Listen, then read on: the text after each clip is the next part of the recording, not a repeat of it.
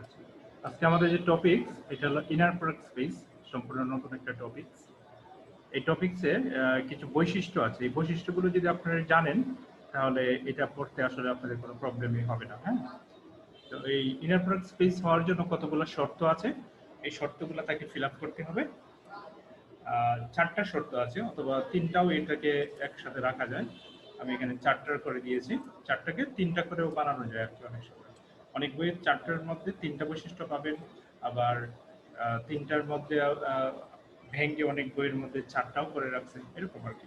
তিনটা চারটা বৈশিষ্ট্যের মধ্যে এটা তিনটাকে তিনটার মধ্যে করা যায়। অর্থাৎ এই চারটা বৈশিষ্ট্য যখন কোনো একটা ভেক্টর অথবা ভেক্টর স্পেস যখন পালন করবে তখন আমরা এটাকে ইনার প্রোডাক্ট স্পেস বলবো। আচ্ছা, তো ডেফিনেশনের জন্য অবশ্যই প্রথমে কিছু প্রিলিমিনারি কনসেপ্ট বা প্রিলিমিনারি আছে, টার্মস আছে, এগুলো আপনাদেরকে করে ফেলতে হয়, ডিফাইন করে ফেলতে হয়। তো প্রথমে let V be a vector space over F, অর্থাৎ ভি কে আমি মনে করতেছি একটা ভেক্টর স্পেস এই ফিল্ড এফ এর উপরে আর কি। হ্যাঁ, তো ফিল্ড কি অলরেডি আমরা জানি, ভেক্টর স্পেস কি এটা অলরেডি আমরা ডিফাইন করা আছে, এটাও আমরা জানি। Suppose to each pair of vectors, অর্থাৎ আমরা ভি থেকে দুইটা ভেক্টর নেব, একটা পেয়ার অফ ভেক্টরস অর্থাৎ ইউ এবং ভি নেব, নেওয়ার পর there is associate a scalar, অর্থাৎ এই চিহ্ন দিয়ে একটা স্কেলার থাকবে, অর্থাৎ লেস দেন সাইন, ইউ দিয়ে লেস দেন সাইন থাকবে, তারপরে ভি দিয়ে থাকবে একটা গ্রেটার দেন সাইন। এই চিহ্নের ভিতরে দুটো ভেক্টরকে আটানোর পরে তারা হয়ে যাবে একটা স্কেলার, অর্থাৎ এটা একটা নাম্বার হয়ে যাবে। হয়ে যাওয়ার পর এটাকে আমরা বলবো আমরা একটা নাম্বার। দেন এই যে আপনার ব্র্যাকেট দিয়ে যে আটকালেন লেস দেন এবং greater than sign, there is an inner product B if and only if, অর্থাৎ এই ইউ এবং বি কে আমরা একটা ইনার প্রোডাক্ট বলবো ইফ অ্যান্ড অনলি ইফ, যদি এবং কেবল যদি এই নিচের শর্তগুলো ফিল আপ করে। তাহলে এক নম্বর শর্ত হলো for all U belongs to V, অর্থাৎ সবগুলো ইউ যদি ভি থেকে আসে তখন ইউ এর সাথে ইউ যদি আমি ইনার প্রোডাক্ট করি তাহলে তার মান জিরোর চেয়ে বড় অথবা জিরো হবে। নাম্বার ওয়ান শর্ত, অর্থাৎ এটা নন নেগেটিভিটি কন্ডিশন আমরা যেটাকে বলি না কেন, অর্থাৎ তার ভ্যালুটা কখনোই জিরোর চেয়ে বড় হবে না, এটাকে নন নেগেটিভ কন্ডিশন বলি আর কি। তারপরে U U is equals to zero, অর্থাৎ তারা জিরো হবে কেবল যদি এই যে if and only if U is equals to zero, অর্থাৎ ইউ এর মান যদি জিরো হয় তখনই আমরা এটাকে বলবো এই মানটা আমরা কনভার্ট করতে পারবো জিরোতে। ঠিক আছে, তাহলে ইনার প্রোডাক্টের মান কখনোই আমরা বুঝতে পারতেছি যে গ্রেটার দেন সাইন দেওয়ার কারণে আমরা বুঝতে পারতেছি এটা কখনোই নেগেটিভ হবে না। ঠিক আছে, this is called non negativity test.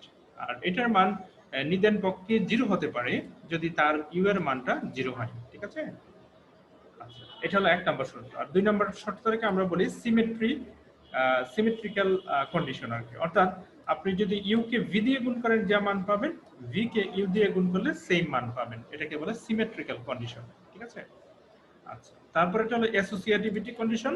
Associativity condition হলো আপনি যদি যোগফলের সাথে যে কোনো একটা ভেক্টরের গুণ করেন তখন তারা আলাদা আলাদা করে গুণ করে যোগফলের সমান হবে। যে আলাদা আলাদা করে গুণ করে মাঝখানে যে যোগ চিহ্ন, এই যে যোগ চিহ্নটা মাঝখানে আমরা দিয়েছি, তখন আমরা এটাকে বলবো অ্যাসোসিয়েটিভিটি টেস্ট। ঠিক আছে, আচ্ছা, তারপর একটা শর্ত হলো স্কেলার মাল্টিপ্লিকেশন। দেখুন আমরা এখানে একটা স্কেলার মাল্টিপ্লাই করেছি আলফা দিয়ে ইউ কে, এই স্কেলারটা বাহিরে যদি আপনি দিয়ে গুণ করেন তাহলে যে মান পাবেন, তো ভিতরে দিয়ে গুণ করলে যে মান পাবেন, স্কেলারটাকে বাহিরে দিয়ে গুণ করলে সেম মানই পাবেন। ঠিক আছে, এটা হলো তার স্কেলার মাল্টিপ্লিকেটিভিটি। এই ছিল আমার চারটা শর্ত। এই চারটা শর্ত যখন একটা ভেক্টর স্পেস পালন করবে, এই যে দেখুন, a vector space with an inner product is called inner product space, অর্থাৎ এই চারটা কন্ডিশন পালন করার পরে আমরা একটা ভেক্টর স্পেসকে আমরা ইনার প্রোডাক্ট স্পেস হিসেবে ডিফাইন করব। ঠিক আছে, তাহলে সহজ না? এটা আমরা কি পারবো না? চারটা শর্ত আমরা একটু জাস্ট মনে রাখি। দেখুন, নাম্বার ওয়ান শর্তটা হলো, আমরা এই শর্তটা গুলা আমরা একটা অঙ্কের মধ্যে দিয়ে আমরা দেখাবো যে এখানে ডেফিনেশন পারবেন, ভালোভাবে বুঝবেন, ভালোভাবে আপনি অঙ্ক করতে পারবেন। চাইলে প্রথমে হলো ইউ কে যদি গুণ করি, অর্থাৎ দুটাই সেম ভেক্টর দিয়ে যদি আমি গুণ করি তাহলে তার মানটা জিরোর চেয়ে বড় অথবা সমান হবে। আর জিরো হবে কখন? যখন তার ইউ এর মান শূন্য হবে, ইন্ডিভিজুয়ালি যে ইউ এর মান শূন্য হবে, অথবা ভি যদি আমি এখানে ভি এর মান শূন্য হবে, তো সেম ভেক্টরের মান যদি শূন্য হয় তখন সেটা শূন্য হবে। আর সিমেট্রিক্যাল কন্ডিশন হলো ইউ কে বি দিয়ে গুণ করলে যে রেজাল্ট আসবে, ভি কে ইউ দিয়ে ইনার প্রোডাক্ট করলে সেম রেজাল্টই আসবে। আর অ্যাসোসিয়েটিভিটি হলো যদি দুটো ভেক্টরের যোগফলকে আমি যদি অন্য আরেকটা থার্ড ভেক্টর দিয়ে গুণ করি, তাহলে তাদের ইন্ডিভিজুয়াল গুণফলের সমষ্টি সমান হবে আপনার যে ভেক্টরটা গুণ করছেন এখানে সেটা হবে। আর স্কেলার প্রোডাক্ট হলো আপনার এই যে একটা স্কেলার দিয়ে যে কোনো একটা ভেক্টরকে গুণ করে তারপরে যদি ইনার প্রোডাক্ট আমি নিই, যে রেজাল্ট আসবে স্কেলারটা দিয়ে যদি আমি পরবর্তীতে গুণ করি, অর্থাৎ ইনার প্রোডাক্ট নেওয়ার পরে যদি আমি গুণ করি, সেম রেজাল্টটা আমি পাবো। This is called inner product. আচ্ছা, এই ইনার প্রোডাক্টকে ভেক্টর স্পেসের মধ্যে যদি এটাকে প্রতিপালন করা যায়, তখন আমরা এটাকে বলতেছি ইনার প্রোডাক্ট স্পেস। অর্থাৎ ভেক্টর একটা ভেক্টর স্পেস যদি এই ইনার প্রোডাক্টগুলা অর্থাৎ এই চারটা শর্ত পূরণ করে, তখন আমরা এটাকে বলছি ইনার প্রোডাক্ট স্পেস। আচ্ছা, এখন আমরা এখানে একটা অঙ্ক করার চেষ্টা করব যে ইনার প্রোডাক্টটাকে ডিফাইন করা আছে 3u1 প্লাস 2u2v2 এই শর্ত দিয়ে এখানে ডিফাইন করা আছে। এটাকে প্রমাণ করব যে এটা একটা ইনার প্রোডাক্ট। আচ্ছা, এটা যদি ডিফাইন করতে হয় আমাদের, তাহলে চারটা শর্ত আছে, সেই চারটা শর্ত আমরা এখানে প্রতিপালন করার চেষ্টা করব। নাম্বার 1 শর্ত ছিল ইনার প্রোডাক্ট হওয়ার জন্য সেটা অবশ্যই নন নেগেটিভ হতে হবে। তাহলে দেখুন you V is equals two এখানে u1 v1 u2 v2, আর এখানে হলো কনস্ট্যান্ট নাম্বার, যেগুলো কনস্ট্যান্ট নাম্বার। তো এক নাম্বার যে শর্ত, এই এক নাম্বার শর্তটা আমরা এখানে প্রতিপালন করার চেষ্টা করব। দেখুন ইউ ইউ অর্থাৎ ভি যখন ছিল তখন আমার যে এখানে ভি ছিল, ভি যখন ছিল তখন আমার এখানে ভি2 ছিল। তাহলে যখন দুইটাই ইউ হয়ে গেল, যে এখানে ইউ হয়ে গেল, এখানে ইউ হয়ে গেল, তাহলে v1 এর জায়গায় আমার u1 হয়ে যাবে, v2 এর জায়গায় আমার u2 হয়ে যাবে। তাহলে দেখুন u1 স্কয়ার আর u2 স্কয়ার এরকম হয়ে গেল। স্যার হ্যাঁ, এই যে এক নম্বর শর্তটাতে এই যে দুইটা ইউ হয়ে গেল কেন এখানে, নাকি ওটা শর্ত অনুযায়ী? এটা শর্ত অনুযায়ী, যে এটা আমার যে শর্ত এক নম্বর শর্তটা দেখুন, এই যে এক নাম্বার যে নন নেগেটিভিটি শর্তটা দেখুন, যে আমার শর্তটা এখানে বলা আছে U U greater than or equal to, ঠিক আছে? এই জন্য আমরা ভি এর জায়গায় আমরা ইউ ধরে নিয়েছি যে এখানে, ঠিক আছে? এই যে ভি এর জায়গায় আমরা ইউ ধরে নিয়েছি। তো ইউ ধরে নেওয়ার ফলে কি হলো, ভি এর জায়গায় ইউ হয়ে যাবে, তাহলে u1 আর u1 গুণ করলে u1 স্কয়ার হয়ে যাবে, আর u2 আর v2 এর জায়গায় u2 হয়ে যাবে। দুটাই যেহেতু এখানে ইউ আমরা নিয়েছি, তাহলে u2 গুণ করলে u2 স্কয়ার হয়ে যাবে। তাহলে আমরা একটা জিনিস জানি যে কোনো নেগেটিভ সংখ্যাকেও আমরা যখন বর্গ করি, আমি এখানে যদি হোয়াইট বোর্ডের মধ্যে আপনাদেরকে দেখাই, স্ক্রিন আমি করে দিয়েছি। দেখুন একটা নেগেটিভ নাম্বার আমি লিখলাম -3, -3 কে যদি আমি বর্গ করি তাহলে তার মান কত পাবো? 9। আর একটা পজিটিভ নাম্বারের যদি আমি এখানে বর্গ করি তার মানও কিন্তু আমি 9 পাচ্ছি। তাহলে আমি দেখুন inner product of U U আমি তার মান পেয়েছি এরকম যে 3u1 square plus 2u2 square, এরকমই তো পেয়েছি। এখন দেখুন এই যে এখানে বর্গ আছে, কোন সংখ্যার বর্গ যদি থাকে এটা কোনোভাবেই কি তার মান কি নেগেটিভ হতে পারবে বলুন তো? এই যে নেগেটিভ সংখ্যার বর্গ যদি থেকে সেটা পজিটিভ হয়ে যায়, তাহলে এই সংখ্যার বর্গের যোগফল হিসেবে যেহেতু আছে সেটা কখনোই নেগেটিভ হতে পারবে না, ঠিক আছে? এটা নেভার পসিবল।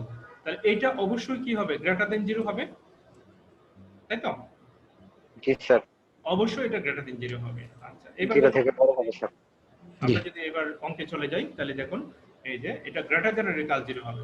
আর 0 হবে কখন? যখন এই u1 এর মান যদি 0 হয়, যে u1 এর মানটা যদি আমরা এখানে 0 বসাই, u2 এর মানটা যদি আমরা এখানে 0 বসাই, তাহলেই তো এটা 0 হবে, আদারওয়াইজ 0 হওয়া সম্ভব না। পরে এই শর্তটা এখানে বলা হয়েছে যে 0 তখনই হবে যখন তারা ইন্ডিভিজুয়ালি এই মানগুলো 0 বসায়, তখন তার মান কি হবে? 0 হবে। এটা গেল আমার এই যে এক নাম্বার শর্ত। যে এক নাম্বার স্যার এটা কি বলে দিতে হবে এই যে ফার্স্টটা বলে দিতে হবে, এই যে এখানে বলে দিয়েছে U U is equal to 0 হবে কখন? যদি তারা ইন্ডিভিজুয়ালি 0 হয়। এই শর্তটা দুই শর্তের পরের লেজটা আবার বলে দিতে হবে। এবার আসুন 2 নাম্বার শর্ত, যে ইউ ইউ বি আর বি ইউ ইকুয়াল হবে। এই 2 নাম্বার শর্তটা আমরা এখানে কি দেখি, দেখুন inner product of V U U B is equal to দেওয়া আছে 3v1 u1 2u2 v2। এখন এটা তো আমাকে দেওয়া আছে। এখন v1 টা আমি ফার্স্ট পজিশনে রাখলাম, u1 টা সেকেন্ড পজিশনে রাখলাম, V2 টা ফার্স্ট পজিশনে রাখলাম, U2 টা সেকেন্ড পজিশনে রাখলাম। তাহলে দেখুন তো আমার যে সংজ্ঞা অনুসারে U যদি প্রথমে থাকে তাহলে আমি এখানে U লিখি, B যদি সেকেন্ড পজিশনে থাকে তাহলে আমি B টা সেকেন্ড পজিশনে লিখি। এখন B টা যদি আমি ফার্স্ট পজিশন থাকে তাহলে আমি এখানে B লিখবো। B টা এখানে ফার্স্ট পজিশনে আছে, এই জন্য আমি B টা প্রথমে লিখলাম। আর U টা চলে গেল সেকেন্ড পজিশনে, এই যে U সেকেন্ড পজিশনে। তাহলে এটা আমরা এইভাবে লিখতে পারি, কোনো সমস্যা হয় না। তাহলে আমার সিমেট্রিক কন্ডিশনে এটা স্যাটিসফাইড করবে। যেটা হয়ে গেল। এবার হলো আমার 3 নাম্বার কন্ডিশন। আর এখানে সহগগুলো কোথায় যাবে স্যার? সহগগুলো তো এইভাবেই থাকবে, সহগগুলো তো আমরা চেঞ্জ করতে পারবো না, ঠিক আছে? সহগ তো পরিবর্তন করার নাই, স্কোপ নাই। মানে সহগ যাই থাকুক না কেন আমি পরবর্তী আমি শুধু ইউবি গুলো চেঞ্জ করব, সহগ কি থাকলো সেটা আমার দেখার বিষয় না, বুঝছেন? জি জি আমরা শুধু অ্যারেঞ্জ করে নেব স্যার এইরকম। হ্যাঁ হ্যাঁ, আপনারা এরকম রিঅ্যারেঞ্জ করে নেবেন, অর্থাৎ সহগ 2 4 6 8 যাই থাক না কেন আপনার মেইন কাজটা হবে ইউ এবং ভি এর মধ্যে। হ্যাঁ, ইউ ভি কে আপনারা ঠিকমতো করে সাজাতে হবে, ঠিক আছে?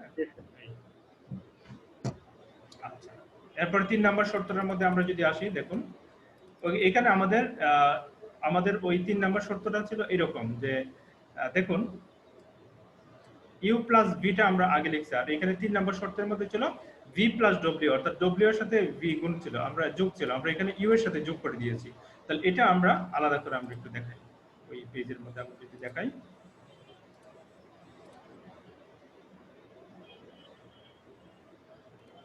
দেখুন প্রথমে ইউ ইজ ইকুয়াল টু, এটা কিন্তু কোয়েশ্চেনের মধ্যে সবাই যদি একটু তাকান দেওয়া আছে যে ইউ1 ইউ2, v is equal to দেওয়া আছে কিন্তু, ঠিক আছে? v is equal to দেওয়া আছে, আমরা এটা করে লিখি। এর জন্য কল দিচ্ছি স্টুডেন্ট মনে হয়, একটু 1 মিনিট আমি একটু কলটা, ঠিক আছে।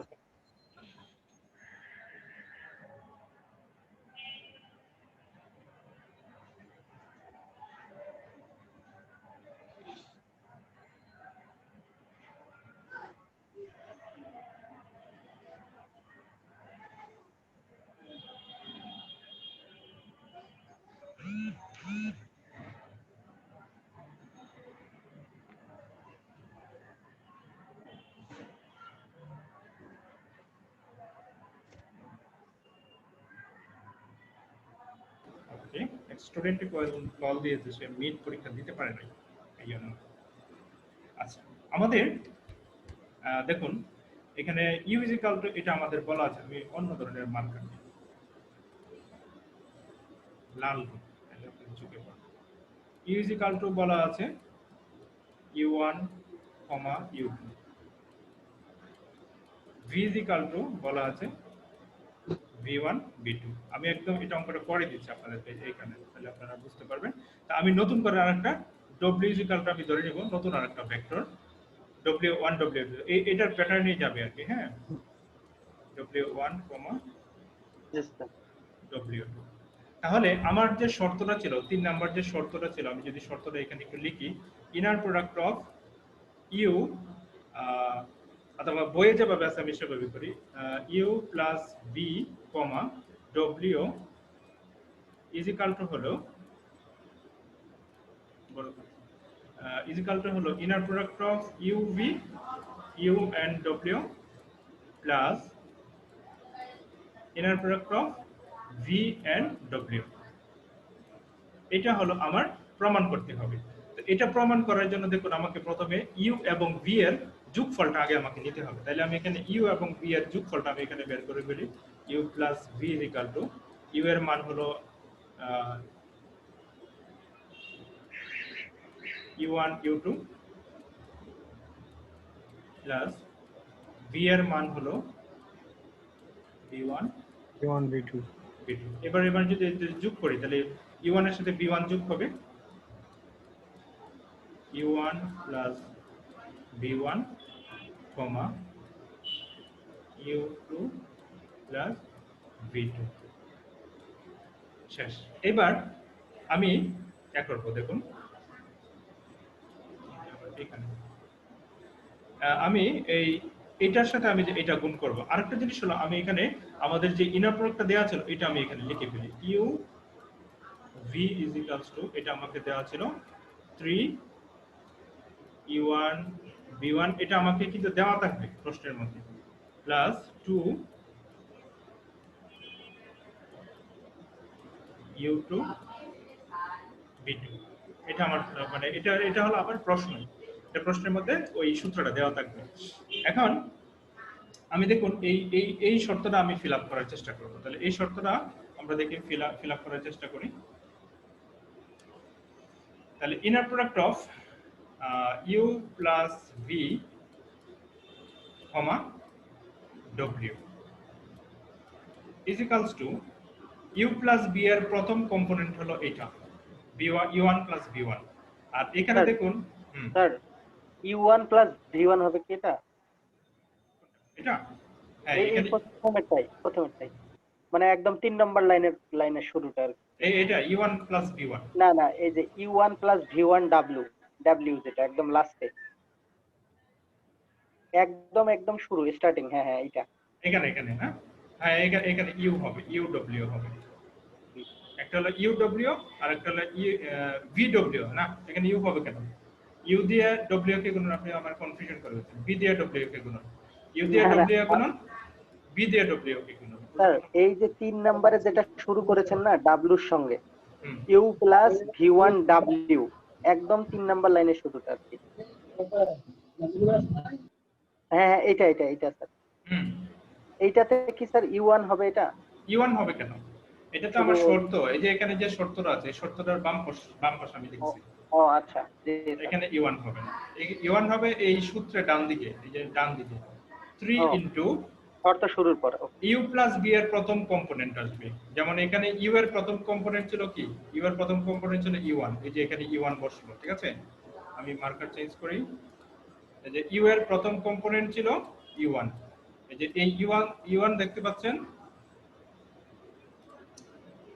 এই u1 টা হলো এই যে এইটা তার মানে এই u এর প্রথম কম্পোনেন্টটা এখানে বসবে সেকেন্ড কম্পোনেন্টটা এখানে বসবে তাহলে 3 ইনটু এটার প্রথম কম্পোনেন্টটা এখানে বসবে তাহলে এটার প্রথম কম্পোনেন্ট আছে কোথায় এই যে এখানে তাহলে u1 প্লাস v1 বুঝা যাচ্ছে ইনটু v1 মানে কি এইটার দ্বিতীয় কম্পোনেন্ট তাহলে এটার দ্বিতীয় কম্পোনেন্ট প্রথম কম্পোনেন্ট কি v1 তাহলে w এর প্রথম কম্পোনেন্ট কি w1 ইনটু w1 প্লাস বুঝা যাচ্ছে এইবার আসুন আমার এই সূত্রটা বলতেছে u2 মানে হলো এই u এর সেকেন্ড কম্পোনেন্ট তাহলে u এর সেকেন্ড কম্পোনেন্ট হলো u2 তাহলে এইখানের u প্লাস v এর সেকেন্ড কম্পোনেন্ট কি আছে u2 প্লাস v2 তাহলে সূত্রের 2 আছে এই দুইটা এখানে বসবে 2 ইনটু u2 কমা v2 ইনটু হবে আপনার এটা v এর সেকেন্ড কম্পোনেন্ট তাহলে v এখানে কত স্যার আছে ওটা u2 প্লাস হবে না sir u2 plus v2 2 into হ্যাঁ এখানে তো প্লাস আছে এখানে প্লাস হবে এখানে প্লাস ইনটু w2 এই পর্যন্ত আমরা সবাই ক্লিয়ার কিনা বলেন তো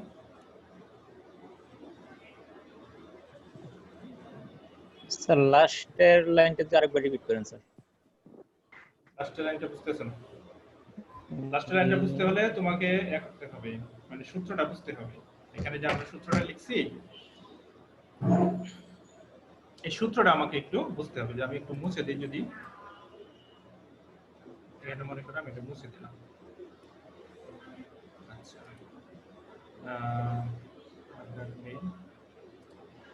এখানে মনে করেন আমি ইনার প্রোডাক্ট অফ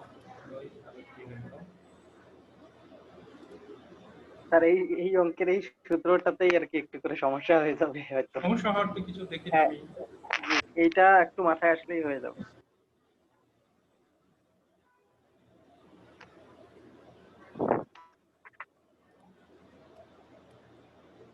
উল্টো পাল্টা হয়ে গেল কেন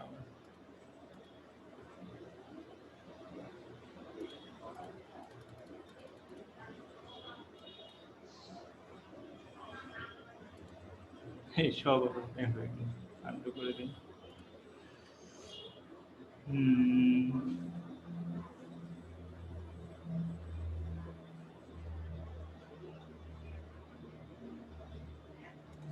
আচ্ছা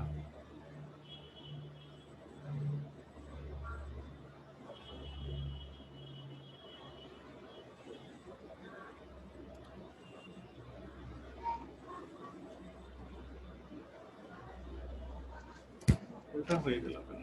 আচ্ছা ঠিক আছে, আমরা দেখি একটু এখানে এটা আবার একটু মুছে ফেলি, এটা নেই।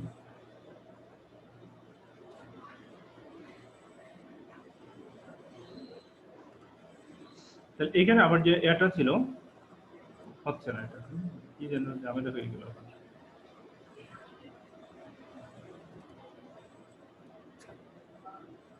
কোথায় আছে ওটা?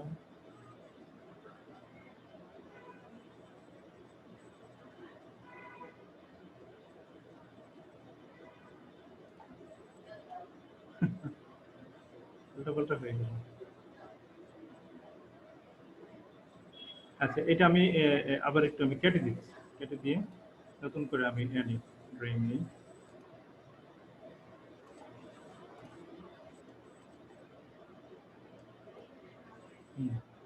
এবার ঠিক আছে, আমি নতুন করে আবার একটু লিখে নিই। আচ্ছা এখানে যদি আমি একটু লিখি, দেখুন ইউজিক্যালস, এটা আবার বড় হয়ে গেল। ইউজিক্যাল টু আমার ছিল এরকম ইউ1, হ্যাঁ বলুন। টেক্সট লেখানোর মতো লেখা যায় না স্যার, মানে একদম মার্কারি ছাড়া টেক্সট লেখার মতো এরকম অপশন করা যায় না? হ্যাঁ হ্যাঁ হ্যাঁ হ্যাঁ করা যাবে, এরকম করা যায়। হ্যাঁ আচ্ছা এরকম করলে আবার এই যে ই1 যেটা আছে না, এই সাফিক্সটা এই দিতে আবার সাইন গুলো দিতে সমস্যা হবে। জি স্যার, ওকে সাফিক্স দিতে আবার ইকুয়েশনে যেতে হবে, সো এই জন্য এইভাবে লেখাটা বেটার। ওকে ওকে ঠিক আছে স্যার। ঠিক আছে, তাহলে দেখুন আমরা যদি এখানে একটু লিখি, ড্রয়িং এ যাই, আবারও তাই হয়ে গেল। আমি একটু স্টপ শেয়ারিং দিয়ে দিচ্ছি, আবার নতুন করে শুরু করতে হবে, উল্টো পাল্টা একটু সমস্যা। আচ্ছা শুরু করি। দেখুন আমার ইউ ইজ ইকুয়াল টু আমার দেওয়া আছে ইউ1 ইউ2,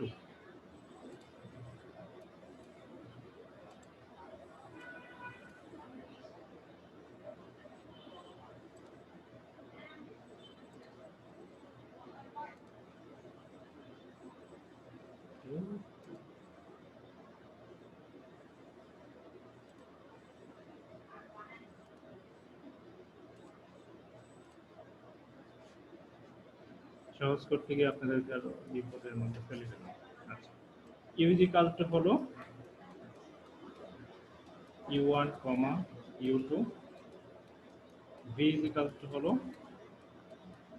v1 কমা v2, আমি একটা ধরে নেব w ইজ ইকুয়াল টু আমি ধরে নেব w1 কমা w2। আমার শর্ত হলো inner product of u plus v comma w is equal to হলো inner product of u and w plus inner product of v and w।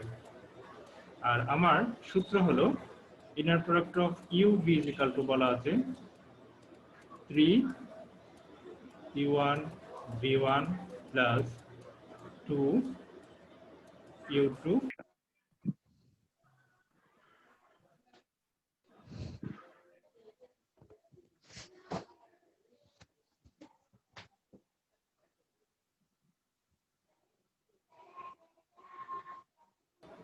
এটা আমি সরাসরি এখানে দেখাই দিচ্ছি, অঙ্কে দেখাই দিচ্ছি, এইটা সময় চলে যাচ্ছে অনেক। আচ্ছা এখানে দেখুন যেটা আমি ওখানে বলতেছিলাম আপনাদেরকে যে ইউ প্লাস বি এর প্রথম কম্পোনেন্ট হলো ইউ1 প্লাস বি1, ঠিক আছে, এটা প্রথমে বসবে, আর ডব্লিউ এর প্রথম কম্পোনেন্টটা এখানে বসবে।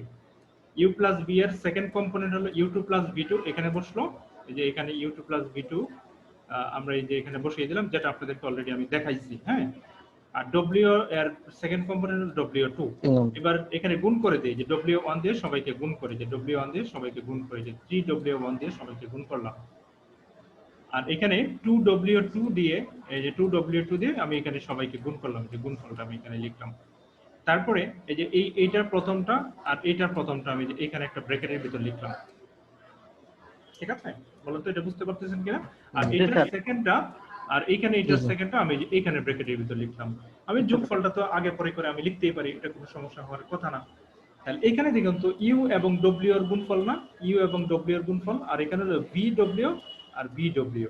তাহলে ইউ এবং ডব্লিউ এর ইনার প্রোডাক্ট, আর এখানে হলো ভি এবং ডব্লিউ এর ইনার প্রোডাক্ট। এই তো সহজে এটা আমরা বলতে পারি না জি যে স্যার। আমার এই সূত্রটা জি অনুযায়ী স্যার, এখানে জি স্যার, ইউএনডব্লিউ, এই যে জি স্যার। ইউডব্লিউ আর এখানে বি এবং ডব্লিউ আছে, তাহলে ভিডব্লিউ এর ইনার প্রোডাক্ট, তাহলে দেখুন এইটা সমান সমান আমরা যে এটা ইকুয়াল করে আমরা যে এখানে লিখছি আর কি, শেষ। স্যার এটাই সহজ। হ্যাঁ, এটা সহজ হয়ে গেল। এবার আসুন যে 4 নাম্বার যে শর্ত, মনে করেন যে আলফা বি এন স্কেলার, মনে করেন আলফা একটা স্কেলার, তাহলে আলফা ইউ, এখানে আলফার পরিবর্তে কে লেখা হয়েছে, এখানে কে, ঠিক আছে, এখানে হলো কে।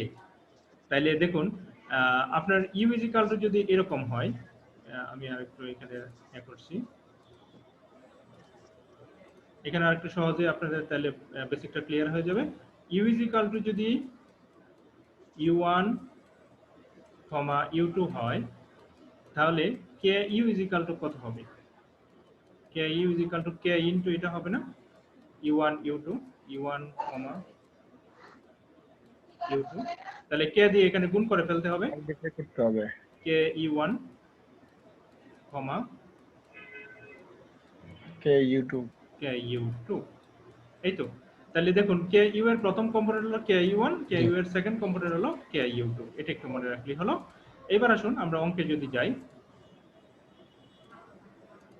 এবার অঙ্কটা দেখুন, এই যে কে ইউ এর প্রথম কম্পোনেন্ট হলো কে u1 আর সেকেন্ড কম্পোনেন্ট হলো কে u2 দ্বারা আমরা গুণ করছি, আর বি এর প্রথম কম্পোনেন্ট তো b1, সেকেন্ড কম্পোনেন্ট তো b2, এই যে আমার হয়ে গেল। এবার এই কেটাকে আমি বাহিরে বের করে ফেললাম, এখানের কেটাকে আমি বাহিরে বের করে ফেললাম, বের করে সবার কাছ থেকে এই যে আমি এখানে কে কমন নিয়ে ফেললাম, তাহলে কমন নিয়ে ফেলে এটা থাকবে আর এটা থাকবে, এই যে এটা আমি এখানে লিখলাম। তাহলে এখানে দেখুন তো এটা মেইন সূত্রের মতো হয়ে যায় না, ইউ এবং বি এর গুণফল, এই দেখুন ইউ এবং বি এর গুণফল হয়ে গেল।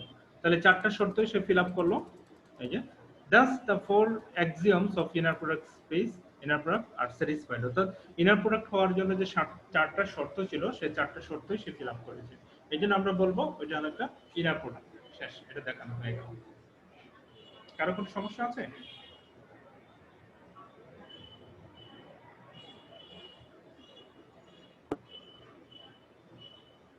স্যার এটাকে আলফা দিয়েও করা যাবে?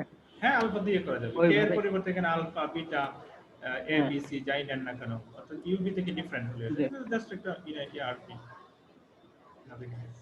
স্কেলার।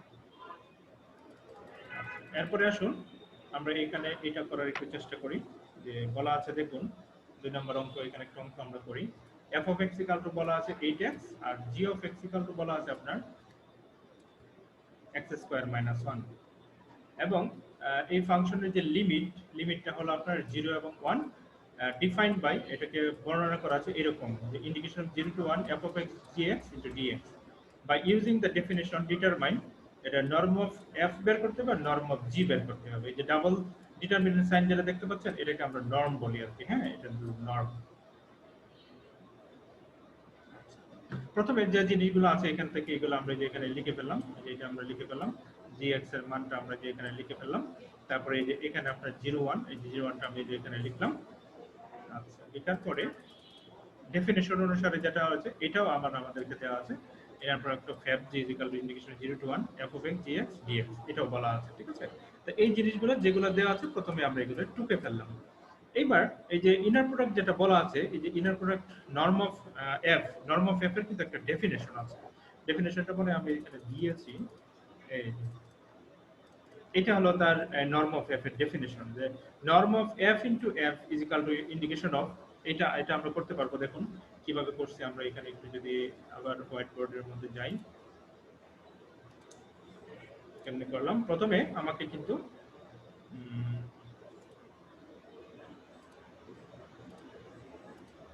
প্রথমে আপনাকে করতে হবে, যে প্রথমে integration of inner product of U V এর কথা বলা আছে, inner product of U V is equals to F G is equal two,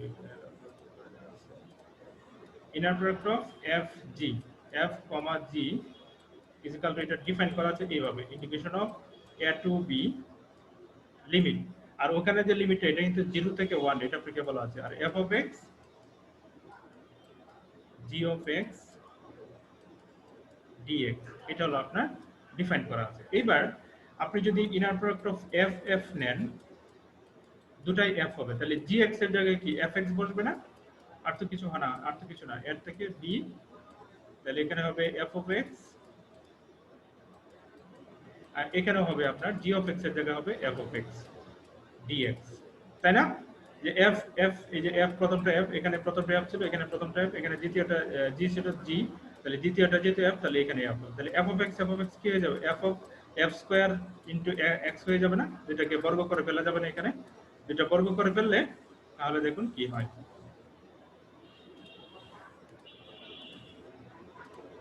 এই যে এখানে দুটাকে জাস্ট বর্গ করে লিখা হয়েছে, ঠিক আছে? বুঝা যাচ্ছে ব্যাপারটা কি হলো?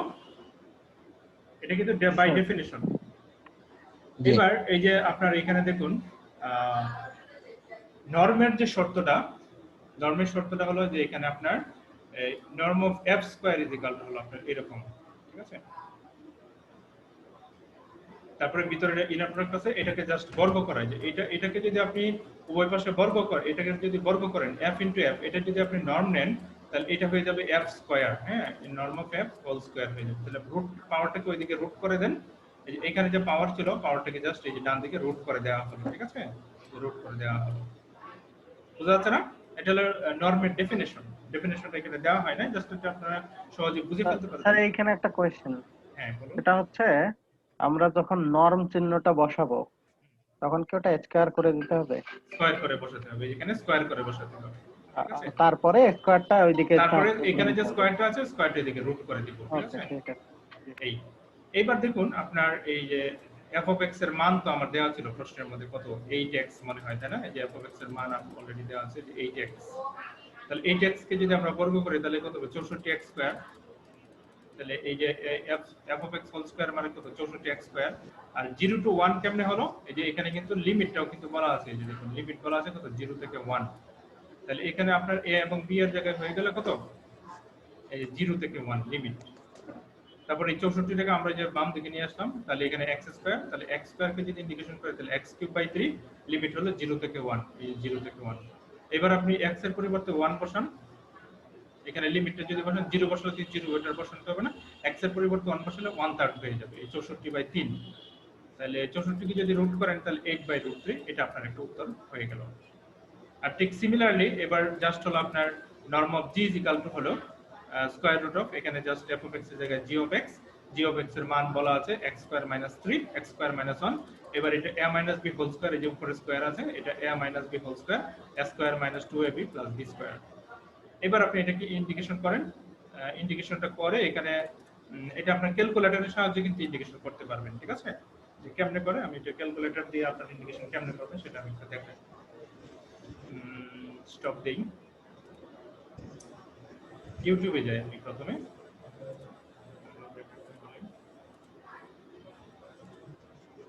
সবার যার যে ক্যালকুলেটর আছে ওই ক্যালকুলেটরটা ইউটিউবে যাবেন, আমি একটু ইউটিউবে যাই, আপনারা হয়তো দেখতে পাচ্ছেন, তাই না? জি স্যার। ইউটিউবে যাই, যাওয়ার পরে আমরা এখানে সার্চ করব যে how to integrate an algebraic function.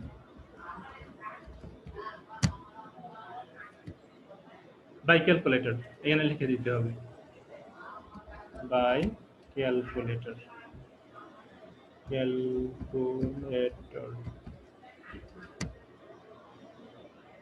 এই যে চলে আসছে, ঠিক আছে? এই যে এখানে ওরা দেখুন আপনার যে মানে মডেলের ক্যালকুলেটর আছে ওই ক্যালকুলেটরটা আপনারা জাস্ট শুধু সিলেক্ট করবেন। এই যে দেখুন অনেকগুলো ভিডিও মানে আপনি দেখতে পাবেন, এখানে আমার এখানে কতগুলো হাজার হাজার ভিডিও চলে আসছে, প্লেথোরা অফ ভিডিওস। দেখছেন যে এইখানে আপনারা আপনাদের যে ক্যালকুলেটর মনে হবে সেই ক্যালকুলেটরটা আপনারা এখানে বাছাই করবেন, ঠিক আছে?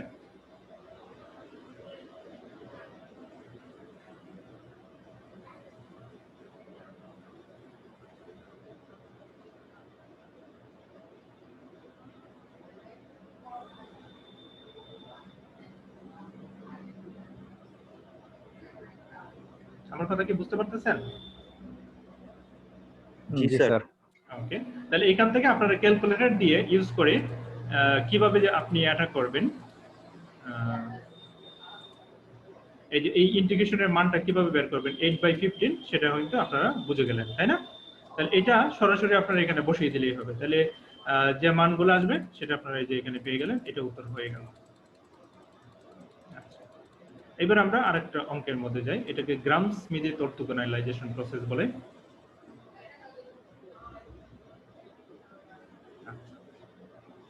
তো গ্রাম স্মিথ অর্থোগোনালাইজেশন প্রসেস, এটার জন্য আপনাকে দুটো সূত্র আছে এখানে।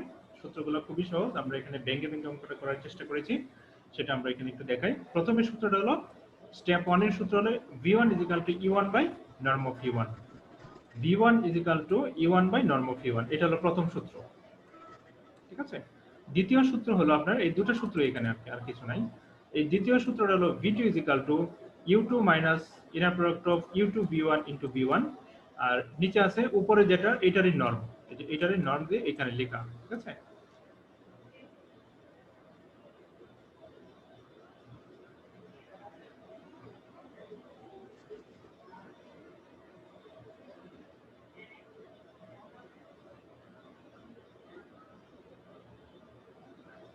এই মানগুলো আমরা আলাদা আলাদা করে বের করি। প্রথমে দেখুন e1, এই যে e1 এর মানটা আমাকে এখানে বলা আছে, আপনারা অঙ্কটা করলেই বুঝে ফেলতে পারবেন।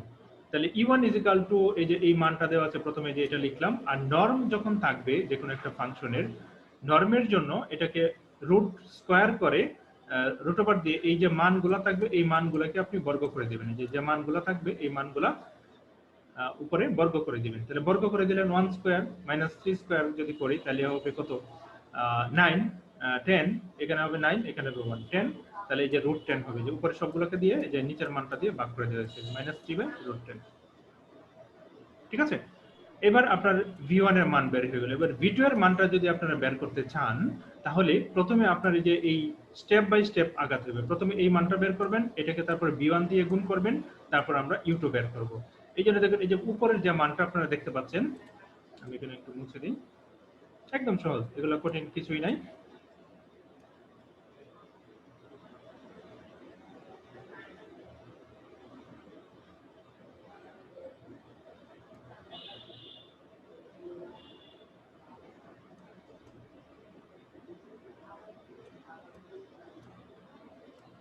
আচ্ছা, এখানে দেখুন প্রথমে u2 v1, এই যে এই ইনার প্রোডাক্ট দিয়ে যেটা আছে এটা u2 v1, তাহলে u2 এর মান দেখুন অলরেডি কিন্তু আপনারা করছেন, দেখেন এখানে দেওয়া আছে u2 এর মানটাও দেওয়া আছে। u2 এর মান দেওয়া আছে কত, 22, এই যে দেখুন এই যে u2 এর মান 22, এই যে দেখুন u2 এর মান হলো 2, এই যে এখানে 2, এখানে 2 এর কথা বলা আছে, এখানে 2 বলা আছে। তারপরে v1 এর মান দেখুন আমরা অলরেডি এখানে পেয়েছি, v2 এর মান v1 এর মান অলরেডি পেয়েছি 1/√10 আর -3/√10, এই মানগুলো এখানে বসিয়ে মানে আমরা গুণ করছি, ঠিক আছে? আর কিছু করি নাই। তারপরে এখানে আপনারা মানে সিম্পলিফিকেশনটা দেখুন আপনারা বুঝেন কিনা।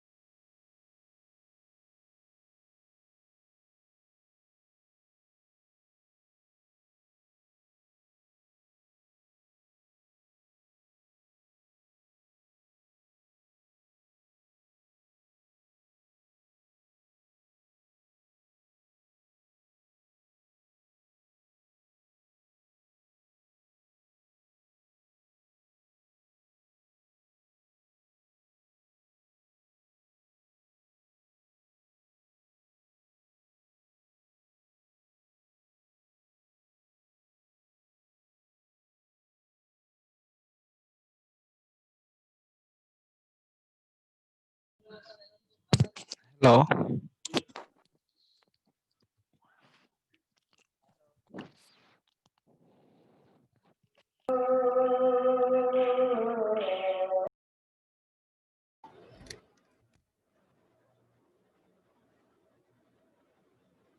আচ্ছা,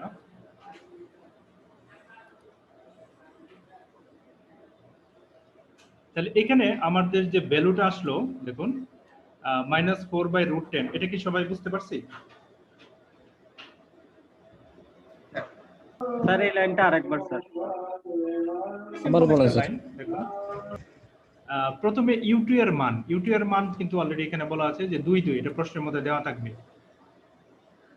তাহলে প্রথমে 2, প্রথমটা u2 এর প্রথম মান, আর v1 এর প্রথম মান হলো কত 1/√10, এই প্রথম 2 মান আমি এখানে গুণ করলাম, ঠিক আছে? তারপরে u2 এর সেকেন্ড ভ্যালু 2, এই যে এই সেকেন্ড ভ্যালু 2, আর v1 এর এই যে v1 দেখতে পাচ্ছি v1 এর সেকেন্ড ভ্যালু, এই যে v1 এর সেকেন্ড ভ্যালু। তাহলে 2 × -3/√10, এই মানগুলো আমরা এখানে কি করলাম যোগ বিয়োগ করলাম। তাহলে এখানে দেখুন কত হবে -6, আর এখানে আছে 4, তাহলে 6 উপরের গুলো আপনি যদি যোগ বিয়োগ করেন তাহলে -6 থেকে 2 চলে যাবে, তাহলে -4 থাকবে। স্যার এইখানে আরেকটা প্রশ্ন, হ্যাঁ, সেটা হচ্ছে যে u2 into u1 v1 sorry v2 into v1, এটা তো এইখানে স্যার এখানে u2 এবং v2 এবং v1 এই দুইটা হচ্ছে গুণ অবস্থায়, এখানে প্লাস হয়ে গেল মানটা, এটা এটা হলো আপনার ইনার প্রোডাক্টের বৈশিষ্ট্য। যখন ইনার প্রোডাক্টের দুইটা গুণ করবেন তখন মাঝখানে যোগ চিহ্ন বসাতে হবে, এটা হলো অ্যাজ ইউজুয়াল সাইন আর কি। হ্যাঁ, ঠিক আছে। মাঝখানে যোগ চিহ্ন দিবেন। আর যে মাইনাস চিহ্নটা দেওয়া আছে এটা তো ব্র্যাকেটে আমরা এখানে এই জন্য বসালাম। আচ্ছা, তারপরে আমার ঠিক টোটাল উপরে কি আছে দেখুন u2 মাইনাস দিস, তাহলে এখন এই যে v1 দিয়ে আমি এখানে গুণ করতে হবে। v1 এর মানটা হলো যে এটা, যে v1 এর মানটা এটা কিন্তু অলরেডি আমরা যেখানে বের করছি, এই যে v1 এর মান হলো যে এটা 1/√10 × -3/√10, এই মানটা আমরা যে এখানে বসালাম, এই যে 1/√10, এই যে এই জায়গায় আর কি যে v1 এর জায়গায় আমরা টোটাল ঠিক উপরেরটা আমি এখানে বসালাম, যে টোটাল ঠিক উপরেরটা। তাহলে v1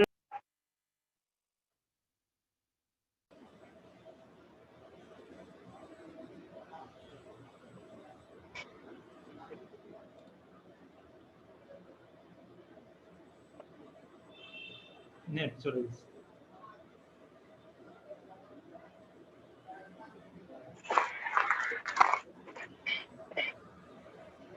আমার কথা কি বুঝতে পারতেছেন? জি স্যার।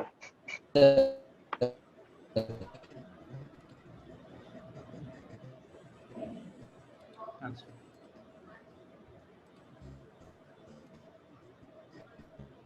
তাহলে u2 এর মানটা আমরা যে এখানে বসাই, u2 এর মান হলো 22, আর এই মানটা অলরেডি তো আমরা এখানে বসাইলাম। এই যে দেখুন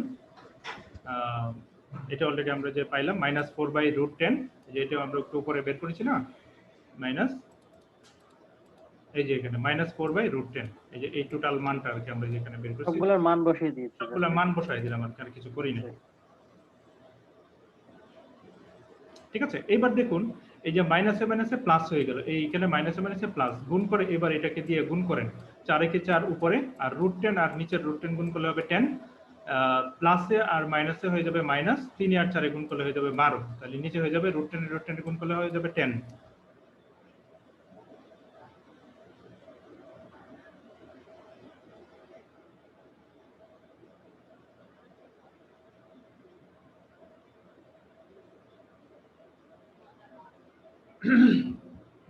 বুঝতে পারা গেল এটা? এটা বুঝেছি স্যার। এবার এই প্রথমটার সাথে প্রথমটা আমরা এখানে যোগ করি। হ্যাঁ, 4 আর 2 যোগ করলে, আর এখানে যদি আমরা লসাগু করি তাহলে 10 দোকানে 20, 20 আর 4 যোগ করলে হবে 24, 24/10।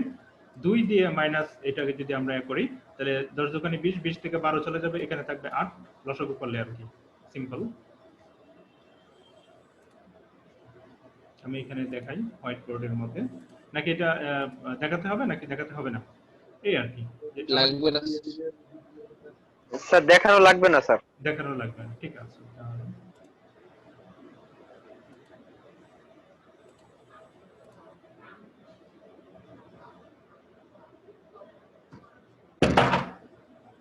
তাহলে আমরা এটা বুঝতে পারলাম, তাই না?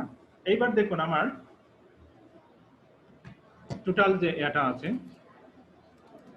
উপরে নিচের যে জিনিসটা আছে টোটাল যে নিচে নিচে কি আছে দেখুন ইনার প্রোডাক্ট দিয়ে u2 inner product of u2 v1 into v1 এই নিচের যেটা আছে এটাকে আমরা কি করব এই যে নরম নিব নরম নেওয়ার পরে দেখুন কি হয় এই যে আমরা এখানে নরম নিলাম এই যে এইখানে যে মানটা পাইলাম এই মানটার আমরা এখানে নরম নিলাম এই যে নরম নিলাম নরম নেওয়ার পরে স্কয়ার রুট দিয়ে এটাকে আমরা এই যে বর্গ করলাম স্কয়ার রুট দিয়ে আমরা এটাকে বর্গ করলাম তো বর্গ করলে তো আমরা এটা বুঝতে পারতেছি যে এটা তার ভ্যালু কত হবে তাই না জি স্যার তারপরে আমরা দেখি কি করি এখানে যদি আমরা এটাকে সিম্পলিফাই করি তারপর আমরা ভ্যালু চলে আসবে এটা এবার v2 এর জায়গায় আমরা সবগুলো মান বসিয়ে দিই তাহলে উপরের আমার ভ্যালু ছিল এটা এই মানটা আমরা যে এখানে পেয়েছি উপরের জায়গায় উপরে বসিয়ে দিলাম আর নিচের যে মানটা পেলাম নিচে বসিয়ে দিলাম এই যে নিচে বসিয়ে দিলাম এটা আমার হয়ে গেল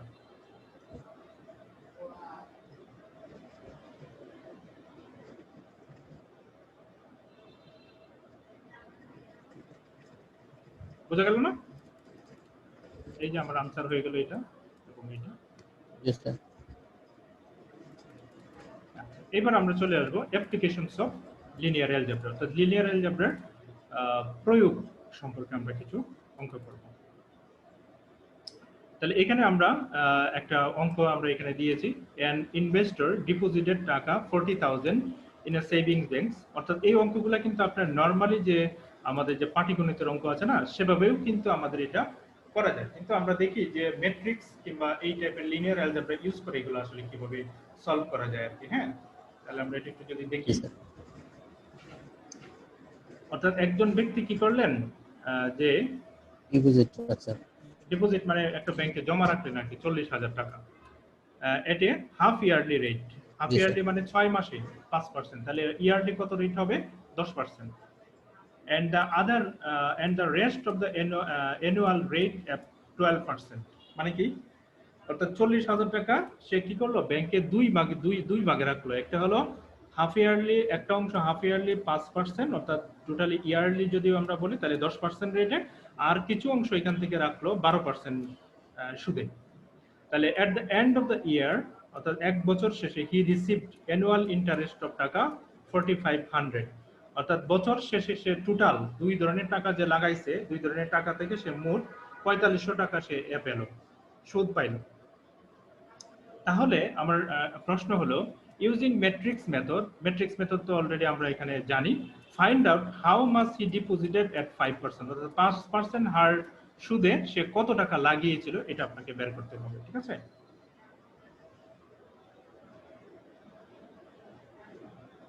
প্রশ্নটা কি সবাই বুঝতে পেরেছি জি স্যার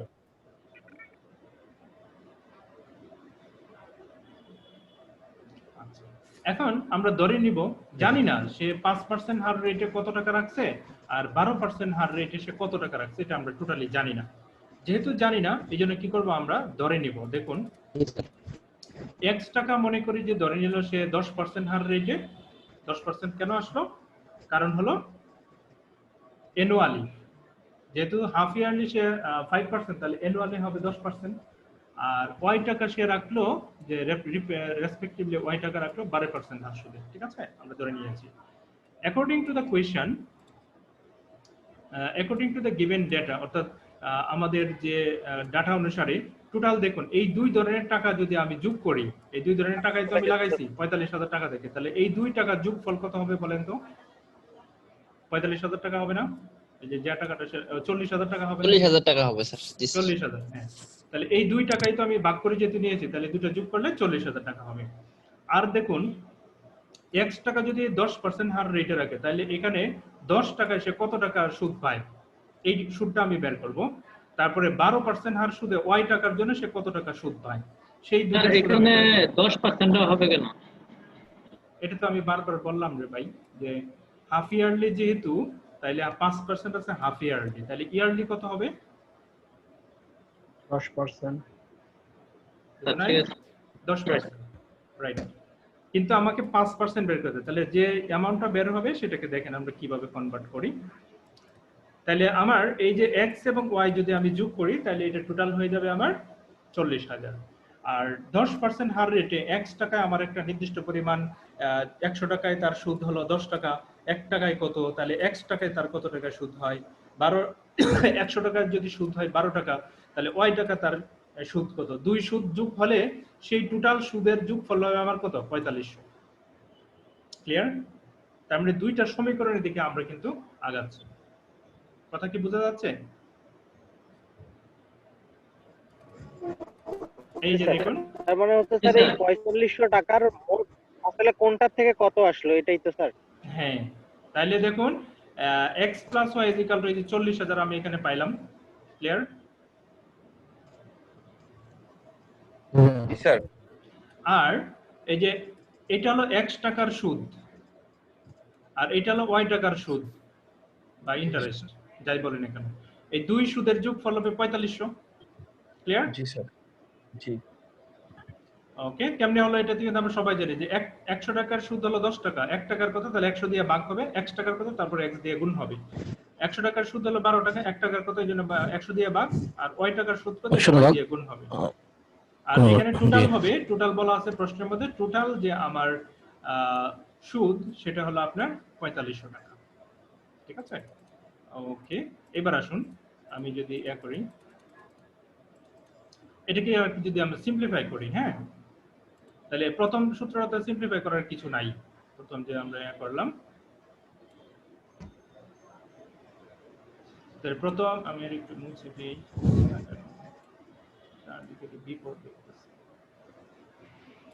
তাহলে প্রথম সমীকরণ যেটা আছে এটা তাই আমরা এই যে এখানে এটা লিখলাম। দ্বিতীয়টা দেখুন, এখানে আমরা কি করলাম, 2 দিয়ে কাটাকাটি করে ফেলি, এখানে 2 দিয়ে কাটলে কত হবে, 50, তাই না? আর এখানে যদি আমি 2 দিয়ে কাটি তাহলে এখানে কত হবে, উপরে হবে 6 আর নিচে হবে কত, 50। এই 250 কে আমি কি করলাম, এই 45 এর সাথে গুণ করে দিলাম, তাহলে 2,25,000 হয়ে গেল। আর এখানে যে 2 দিয়ে কাটলে 5x আর এখানে 2 দিয়ে কাটলে 6y। ক্লিয়ার? এই দুটো ইকুয়েশনকে আমি সলভ করব, যে এখানে একটা ইকুয়েশন পেলাম, এখানে একটা ইকুয়েশন পেলাম, এই দুটো ইকুয়েশনকে আমি সলভ করব।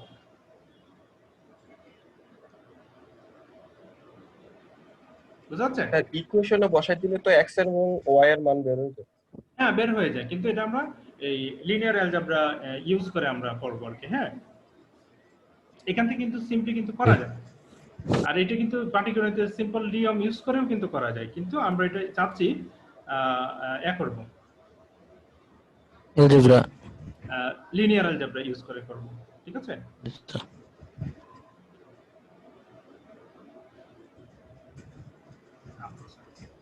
এবার আসুন আমরা এইখানে একটা ম্যাট্রিক্স ফর্ম করি।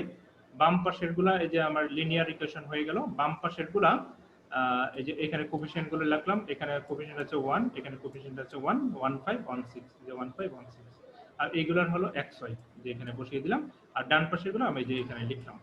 ঠিক আছে?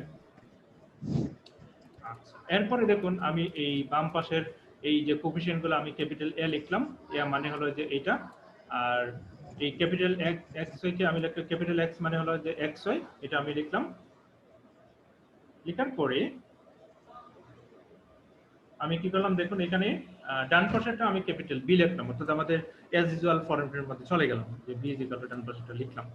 তাহলে আমার দেখুন এই যে A কে যদি ডান পাশে দিয়ে দিই তাহলে A ইনভার্স বের করতে হবে, তাহলে ইনভার্স ম্যাট্রিক্স ইউজ করে যেহেতু করতে বলতে, তাহলে আমরা সেটা করার চেষ্টা করব। তাহলে ইনভার্স ম্যাট্রিক্স ইউজ করে করার শর্ত হলো এই যে আমরা প্রথমে তার ভ্যালুটা বের করব, যে ভ্যালুটা বের করব A এর বের হয়ে যাবে 1, তারপর এটা আমার এ বের করতে হবে, মানে কোফ্যাক্টরগুলো বের করতে হবে C1 C2। এখানে C1 C2 বের না করে সরাসরি আমরা বের করে ফেলবো।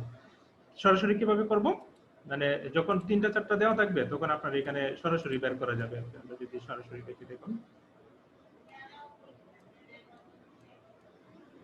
আচ্ছা, আপনার শুধু এই প্রিন্সিপাল ডায়াগোনালের মানগুলো অল্টারনেট হবে। দেখুন তো, 6 এর জায়গায় 1 যাবে, 1 এর জায়গায় 6 হবে, যে 6 এর জায়গায় 1 গেল, 1 এর জায়গায় 6 হবে। ঠিক আছে? আমার কথা কি বোঝা যাচ্ছে? যখন 4টা দিয়ে দেওয়া থাকবে খুব সহজেই আপনারা বের করবেন কিভাবে, জাস্ট প্রিন্সিপাল ডায়াগোনালের মানগুলো অল্টারনেট করবেন, যে 1 6 ছিল 6 1 হয়ে গেল। ক্লিয়ার? জি স্যার। আর বাকি যে মানগুলো থাকবে সেগুলোকে আমরা জাস্ট পজিটিভ থাকলে নেগেটিভ করে দেব। আর কিছু করেছি? স্যার ইনভার্স মেট্রিক হচ্ছে এই জন্য মাইনাস হয়ে যাবে। হ্যাঁ, ইনভার্স ম্যাট্রিক্স বের করবো না, কোফ্যাক্টর বের করতে হলে আপনাকে সাইন দিতে হয় না? জি স্যার। তারপর হলো এখানে যে 1 ছিল, এখানে 1 দিয়ে ভাগ করার তো আর কোনো দরকার নাই। 1 দিয়ে ভাগ করার কোনো দরকার আছে? দরকার নাই। এই জন্য আমরা 1 দিয়ে ভাগ করি নাই। এটা আমরা সরাসরি যা পাইছি এখানে আমরা সরাসরি লিখে ফেলেছি। এখানে যদি 2 পাইতাম তাহলে এখানে 1/2 কিন্তু আমাকে লিখতে হতো, ঠিক আছে? যেহেতু আমরা 1 পাইছি এই জন্য আমরা লিখি নাই।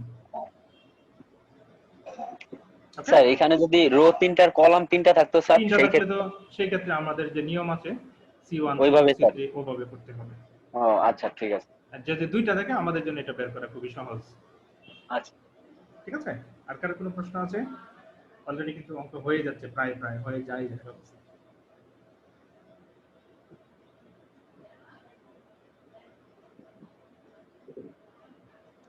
এবার আসুন, hence the required solution is, তাহলে x = a ইনভার্স b লিখতে পারবো না আমরা? a কে যে b এর জায়গায় দিয়ে আমরা এই যে এখানে ভাগ করে দিলাম, ক্লিয়ার? তাহলে a ইনভার্সের মানটা এই যে আমরা এখানে বসিয়ে দিলাম, আর b এর মানটা আমরা এখানে যে বসিয়ে দিলাম। বসিয়ে দেওয়ার পরে এবার আমরা গুণ করব। এই যে এই কলাম দিয়ে এই রো গুলাকে গুণ করব। 6 কে 40, তারপরে -2,25,000, এই যে এখানে আমরা গুণ করে দিলাম। -5 কে 40 দিয়ে 40,000 দিয়ে গুণ করব। 1 কে 2,25,000 দিয়ে গুণ করে আমরা এখানে সিম্পলিফাই করলে 25,000 পাবো।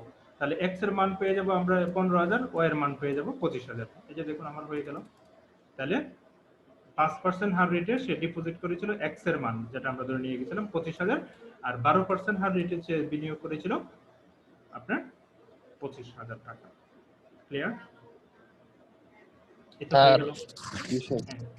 এটা যদি সরাসরি আমরা সলভ করে দেই ক্যালকুলেটরে তাহলে এটা কি হবে? হ্যাঁ, সরাসরি সলভ করে দিবেন মানে বলতে আমি বুঝি নাই। ওই যে ইকুয়েশন দুইটা যদি ক্যালকুলেটরে সলভ করে দেই। না, আপনাকে যে প্রশ্নটা যদি খেয়াল করেন তাহলে দেখবেন যে ইউজিং ইনভার্স ম্যাট্রিক্স মেথড। ও আচ্ছা ঠিক আছে। প্রশ্নের মধ্যে বলা আছে। আপনি যদি বলা না থাকে, আমি চাচ্ছি যে লিনিয়ার অ্যালজেব্রা যেগুলো আমরা পড়ে আসছি সেগুলো যেন আমরা অ্যাপ্লাই করি আর কি, বুঝছেন? এটা তো ওভাবেও করা যাবে। নরমালি কিন্তু আপনি কোনো কিছু ইউজ না করেও কিন্তু আপনি করতে পারবেন। হ্যাঁ জি স্যার।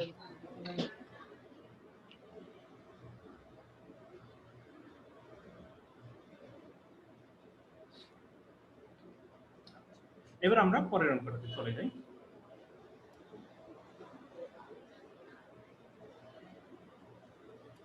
ওকে, এখানে একটা ইলেকট্রিক সার্কিটের একটা অঙ্ক আছে, এটা যদি আপনারা একটু দেখেন।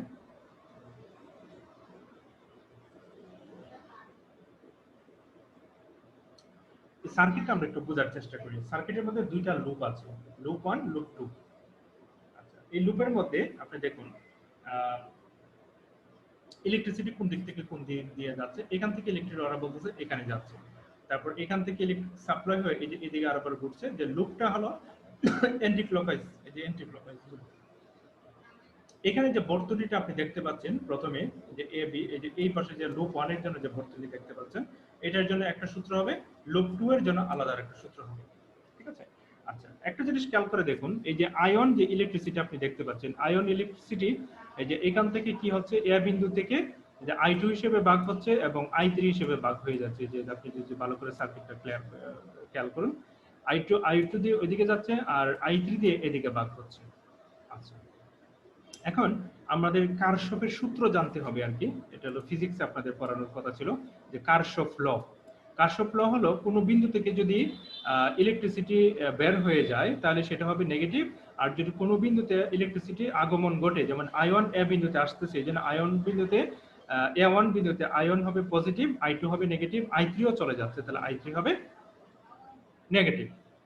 আবার কারশফের আরেকটা সূত্র আছে যে এটা হলো যে কোনো একটা বিন্দুতে ইলেকট্রিসিটির যে পরিমাণ, সেই পরিমাণটা হবে যোগফল 0 হবে।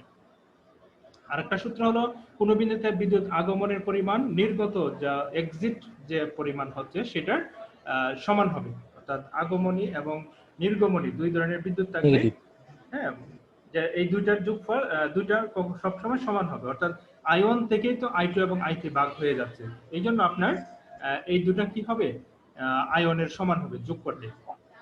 এটা হলো একটা সূত্র। আচ্ছা, আমরা এখানে অনেক কথাগুলি আলোচনা করেছি, আমরা এখানে কথাগুলি দিয়েছি। এই কথাগুলো যদি আপনারা করুন মানে পড়ুন, তাহলে কিন্তু আপনাদের বুঝতে আরো সুবিধা হবে আর কি। ঠিক আছে, আমি জাস্ট জিস্ট যেগুলা, যে কথাগুলো আপনার যে ভিতরে বলা আছে, এই কথাগুলোই আমি এখানে আপনাদের জাস্ট বলে দিলাম। আচ্ছা দেখুন, আমরা এখানে করি, যদি বলি লুপ 1 নাম্বার লুপ 2 নাম্বার লুপের মতো, এই যে applying Kirchhoff current law to the point A এবং বি, এ পয়েন্টে এবং বি পয়েন্টে যদি কারশফ লটা আমরা অ্যাপ্লাই করি, এ পয়েন্ট এবং বি পয়েন্টে, এই যে দেখুন এ পয়েন্টে এই যে I1 = I2 + I3, এই যে দেখুন আপনার এই ফিগারটা যদি দেখুন, এ পয়েন্টে কি I1 আসতেছে, I2 ও চলে যাচ্ছে, I3 ও চলে যাচ্ছে, তাহলে I1 I2 হয়ে যাবে নেগেটিভ। তাহলে I1 I2 যদি নেগেটিভ হয়ে যায় তাহলে ওরা ডান দিকে চলে যাবে। I1 হয়ে যাবে I2 + I3, কারণ I2 নেগেটিভ ছিল, তো নেগেটিভ থাকলে বাম দিকে ছিল, তাহলে ডান দিকে চলে গেল, = 0 ছিল। তাহলে দুইটাই কিন্তু সেম ইকুয়েশনে আমরা পাইলাম। ঠিক আছে, এটা হয়ে গেল। এবার আসুন আমরা আর অন্য কোনো ইকুয়েশনে যাই। আচ্ছা, এই দুটো মিলে আমাদের একটা ইকুয়েশন হলো, কিন্তু আমার ভেরিয়েবল আছে এখানে কয়টা? তিনটা ভেরিয়েবল থাকলে আমার ইকুয়েশন সলভ করতে হলে আমার তিনটা যতটা ভেরিয়েবল থাকবে ঠিক ততটা ইকুয়েশন লাগবে। আমার যদি এই সিস্টেম অফ ইকুয়েশনকে যদি আমরা সলভ করতে পারি, তাহলে আমার তিনটা ইকুয়েশন লাগবে, সেই জন্য আমাকে আরো অন্য ইকুয়েশনগুলো আমাকে বের করতে হবে। অর্থাৎ লুপ 1 এবং লুপ 2, এখানে কারেন্ট সহ যে আপনার ইলেকট্রিসিটির যে রেজিস্ট্যান্স দিয়ে, এই যে I1 এবং ভোল্টেজ দিয়ে যে জিনিসগুলো আছে, এই লুপের সাহায্যে আমরা এগুলো অ্যাপ্লাই করে এটা থেকে একটা সূত্র পাবো, আর এখানে লুপ সহ ইলেকট্রিসিটি ভোল্টেজের মানগুলো অ্যাপ্লাই করে আমরা আরেকটা সূত্র পাবো। এই দুটো সূত্র এবং আরেকটা অলরেডি আমরা পেয়েছি, তিনটা সূত্র আমরা কম্বিনেশন করে আমরা এই তিনটা ইকুয়েশন সলভ করার চেষ্টা করব আর কি। হ্যাঁ,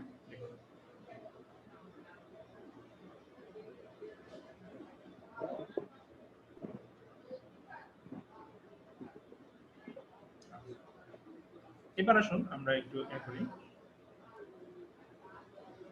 এখানে যে ভিতরে যে কথাগুলো আছে না, এই যে উই নো দ্যাট, এই কথাগুলো আপনারা সবাই পড়বেন। এখানে যে কথাগুলো, এই কথাগুলো পড়লে আপনাদের বেশি ক্লিয়ার হয়ে যাবে। হ্যাঁ, এখানে অনেকগুলো কথা আপনারা বলেছি যে পজিটিভ নেগেটিভ, পজিটিভ থেকে নেগেটিভ গেলে ভোল্টেজ রাইজ করবে, আবার নেগেটিভ থেকে পজিটিভে গেলে ভোল্টেজ কি হবে, ভোল্টেজ রাইজ করবে যদি নেগেটিভ থেকে পজিটিভে যায়, আবার ভোল্টেজ আপনার ড্রপ করবে যদি পজিটিভ থেকে নেগেটিভে যায়। এই কথাগুলো আপনারা পড়বেন। তাহলে কারশফ ল, এই যে দেখুন আপনার এখানে 7I1 + 3I3 = 30। এটা কিভাবে হলো আমরা যদি ফিগারটা দেখি, একটু মনে রাখুন, 7I1 + 3I3,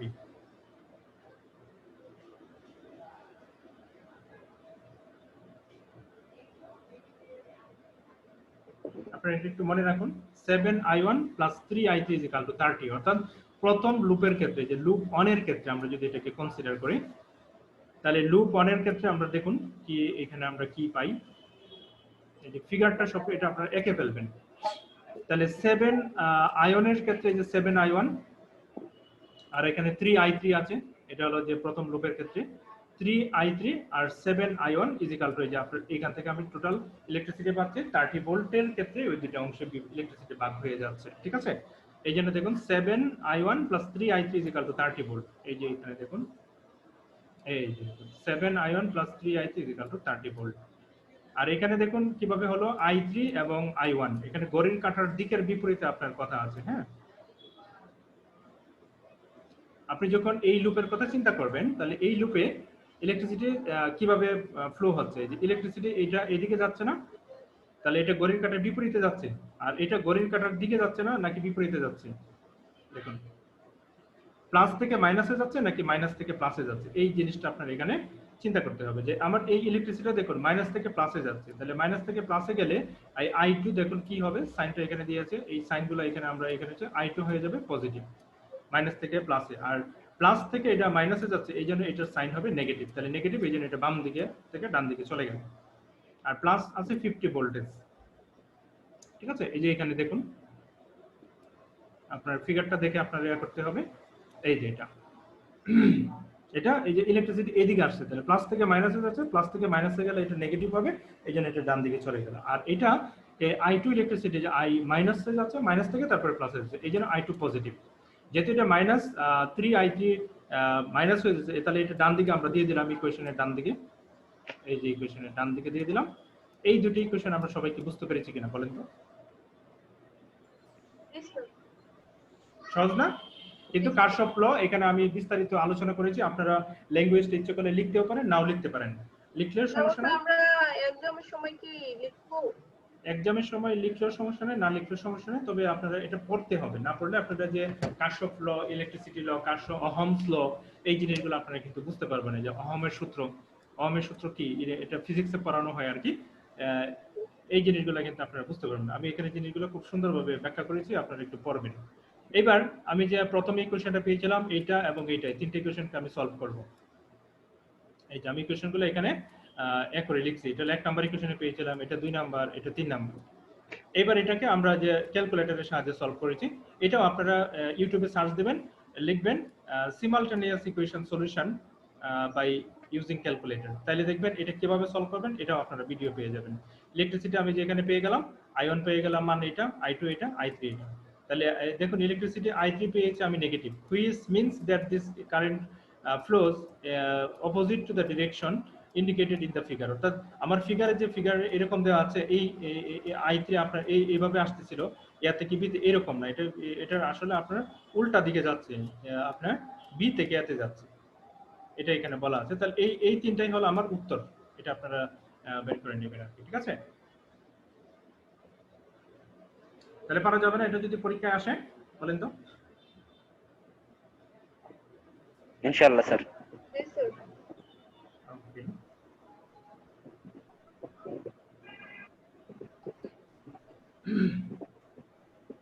আরেকটা অঙ্ক মনে হয় আছে, এটা আপনারা হয়তো ডায়েট প্রবলেম আছে। এই ডায়েট প্রবলেমটা আমি রেখে দিব, এটা আমি নেক্সট ক্লাসে পড়াবো আপনাদেরকে, ওই 14 তারিখে আপনাদের যখন পরীক্ষা হবে সেদিন করাবো। আর এখানে আমি আরেকটা অঙ্ক এটা দিয়ে আজকে ক্লাস শেষ করে দেব। এটা হলো আপনার যে অটোমোবাইল যে প্রবলেমটা আছে আর কি, হ্যাঁ, অটোমোবাইল প্রবলেমের অঙ্কটা, এটা আপনারা অলরেডি করে ফেলতে পারবেন, খুবই সহজ আছে। আমি একটু দেখিয়ে দিলে পারবেন। এটা হলো আপনার আমরা অলরেডি ডিটারমিনেন্ট মেথডে আমরা পড়ছিলাম যে ইয়া মেথড কি বলে, ক্রেমার্স রুলটা মনে আছে? এই যে x এর মান y এর মান কিভাবে বের করে, এই যে ডেল্টা বের করে, তারপর ডেল্টা 1 ডেল্টা 2, এগুলো আপনাদের দেখানো দরকার হবে না, জাস্ট আমি ইকুয়েশন ফিটিংস গুলো আপনাদের দেখালেই হবে কিভাবে হয়। এখানে হলো একজন অটোমোবাইল কোম্পানি কি করে, গাড়ি তৈরি করে। এই যে an automobile company uses 3 types of steel, S1, S2 and S3। অর্থাৎ একটা অটোমোবাইল কোম্পানি গাড়ি তৈরি করতে 3 ধরনের স্টিল ইউজ করে, একটা হলো S1, একটা S2, একটা S3, for producing 3 types of cars, C1, C2, C3। অর্থাৎ 3 ধরনের কার তৈরি করতে সে 3 ধরনের স্টিলের mixer, S1, S2 still mixer করে সে কার তৈরি করে। তাহলে স্টিল রিকোয়ারমেন্ট ফর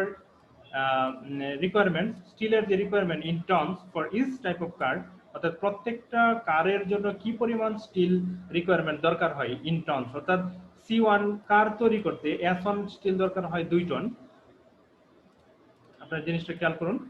তারপরে C1 কার তৈরি করতে S2 স্টিল দরকার হয় 1 টন, C1 কার তৈরি করতে S3 আপনার যে স্টিল আছে এটা দরকার হয় 3 টন। তাহলে এগুলোকে যদি সে মিক্সিং করলে সে 1 ইউনিট পরিমাণ সে পেয়ে যায়, মানে C1 কার পেয়ে যায়।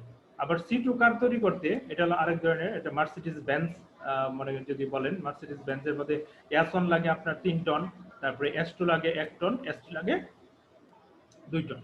আর এটা মনে করেন আপনার টয়োটার জন্য S1 টাইপের স্টিল লাগে 4 টন, S2 টাইপের স্টিল লাগে 2 টন, S1 টাইপের স্টিল লাগে 1 টন। এটা হলো একটা গাড়ি তৈরি করতে, ঠিক আছে?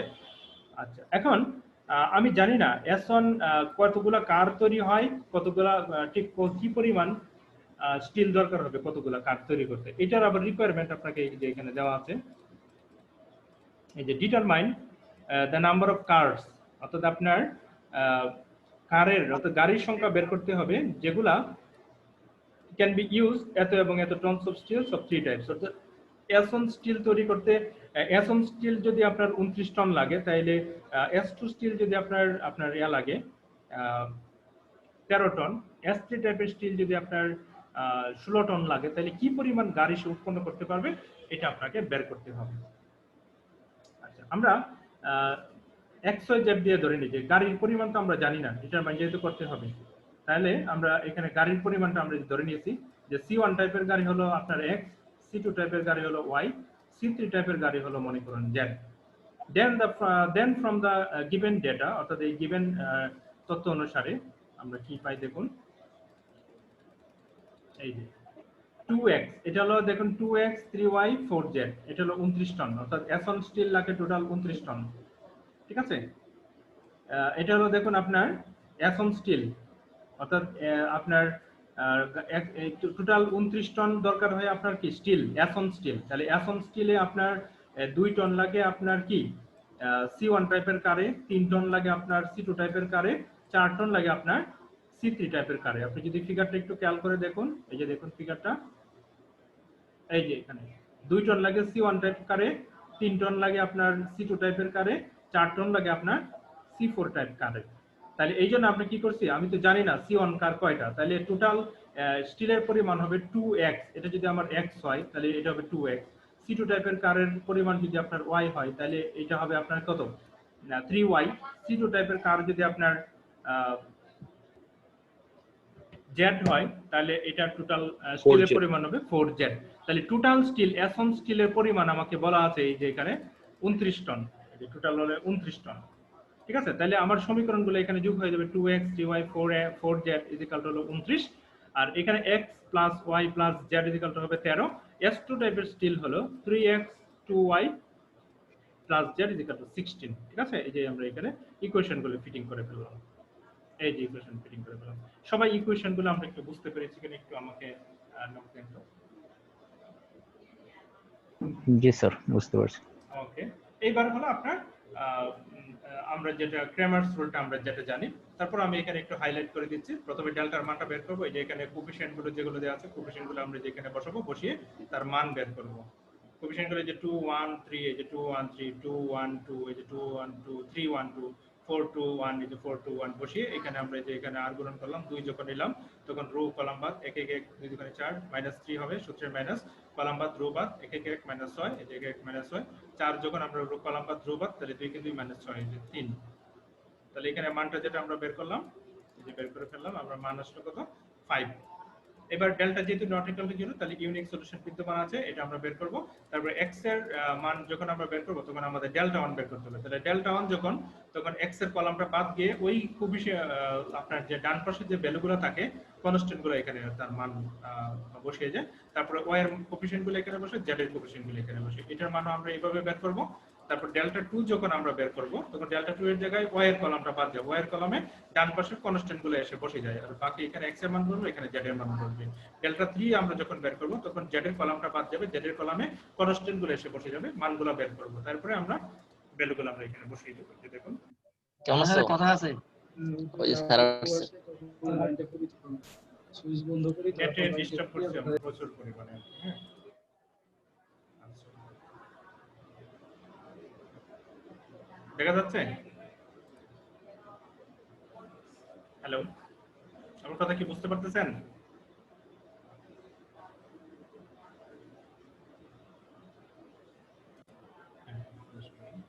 এখন দেখুন আমার আমি আপনাদেরকে অলরেডি যেটা দেখিয়েছি, যে এই যে x এর মান আমরা বের করব, ডেল্টা 1 কে আমি ডেল্টা দিয়ে ডিভাইড করব, আর y এর মান যখন আমি বের করব, যে ডেল্টা 2 কে, এই যে ডেল্টা 2 কে, যে ডেল্টা 2 এর মান, আমি ডেল্টা 2 এর মান পেয়েছি 15 কে 5 দিয়ে ভাগ করব, তাহলে যে ভ্যালুগুলো আসবে এই ভ্যালুগুলো আমি যেখানে বসিয়ে দেব, তাহলে এটা আমার কারের পরিমাণ বের হয়ে গেল। তাহলে C1 কার হবে 2টা, C2 কার হবে 3টা, C3 কার হবে 4টা। ঠিক আছে, পারবেন না? এটা সহজ আছে কিন্তু। স্যার তাহলে এই আমাদের এই স্টিল দিয়া 2টা কার হবে এমনটাই তো বুঝতেছি এখানে, তাই না স্যার? হ্যাঁ, অ্যাসন স্টিল দিয়ে আর কি।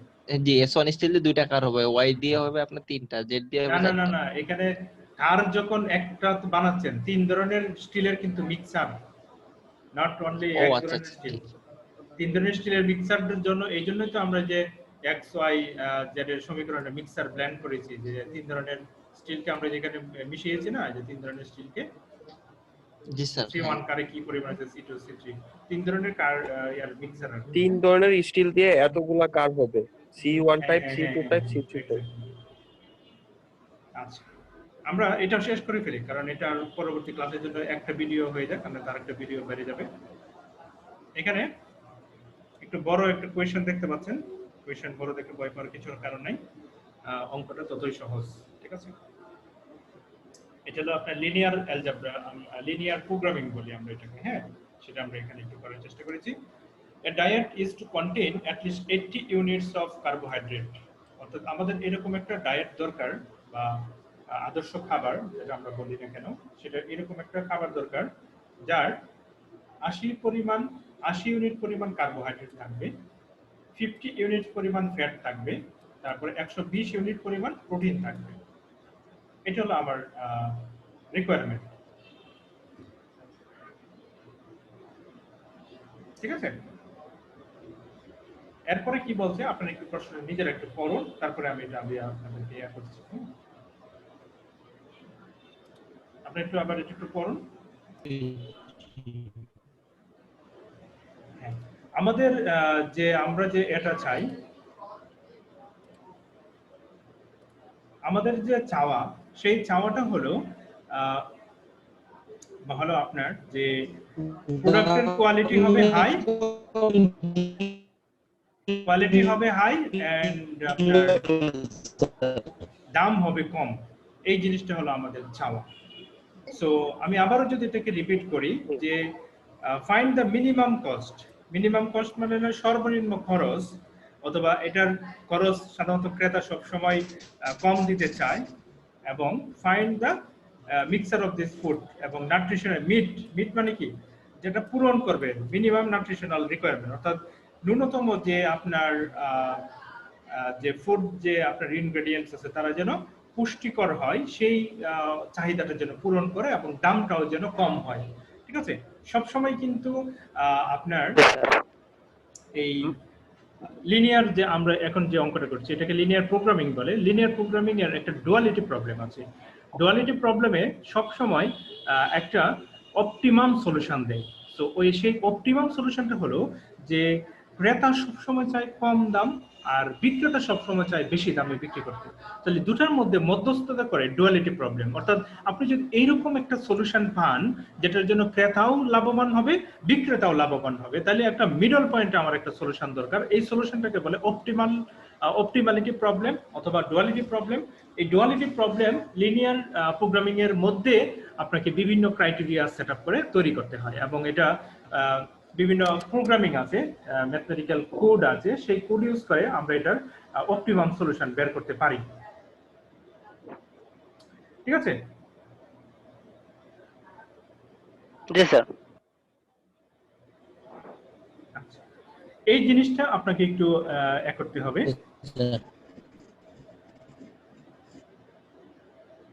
মনে রাখতে হবে। সো ডুয়ালিটি প্রবলেম আমরা এখানে পড়ছি না, আমরা এখানে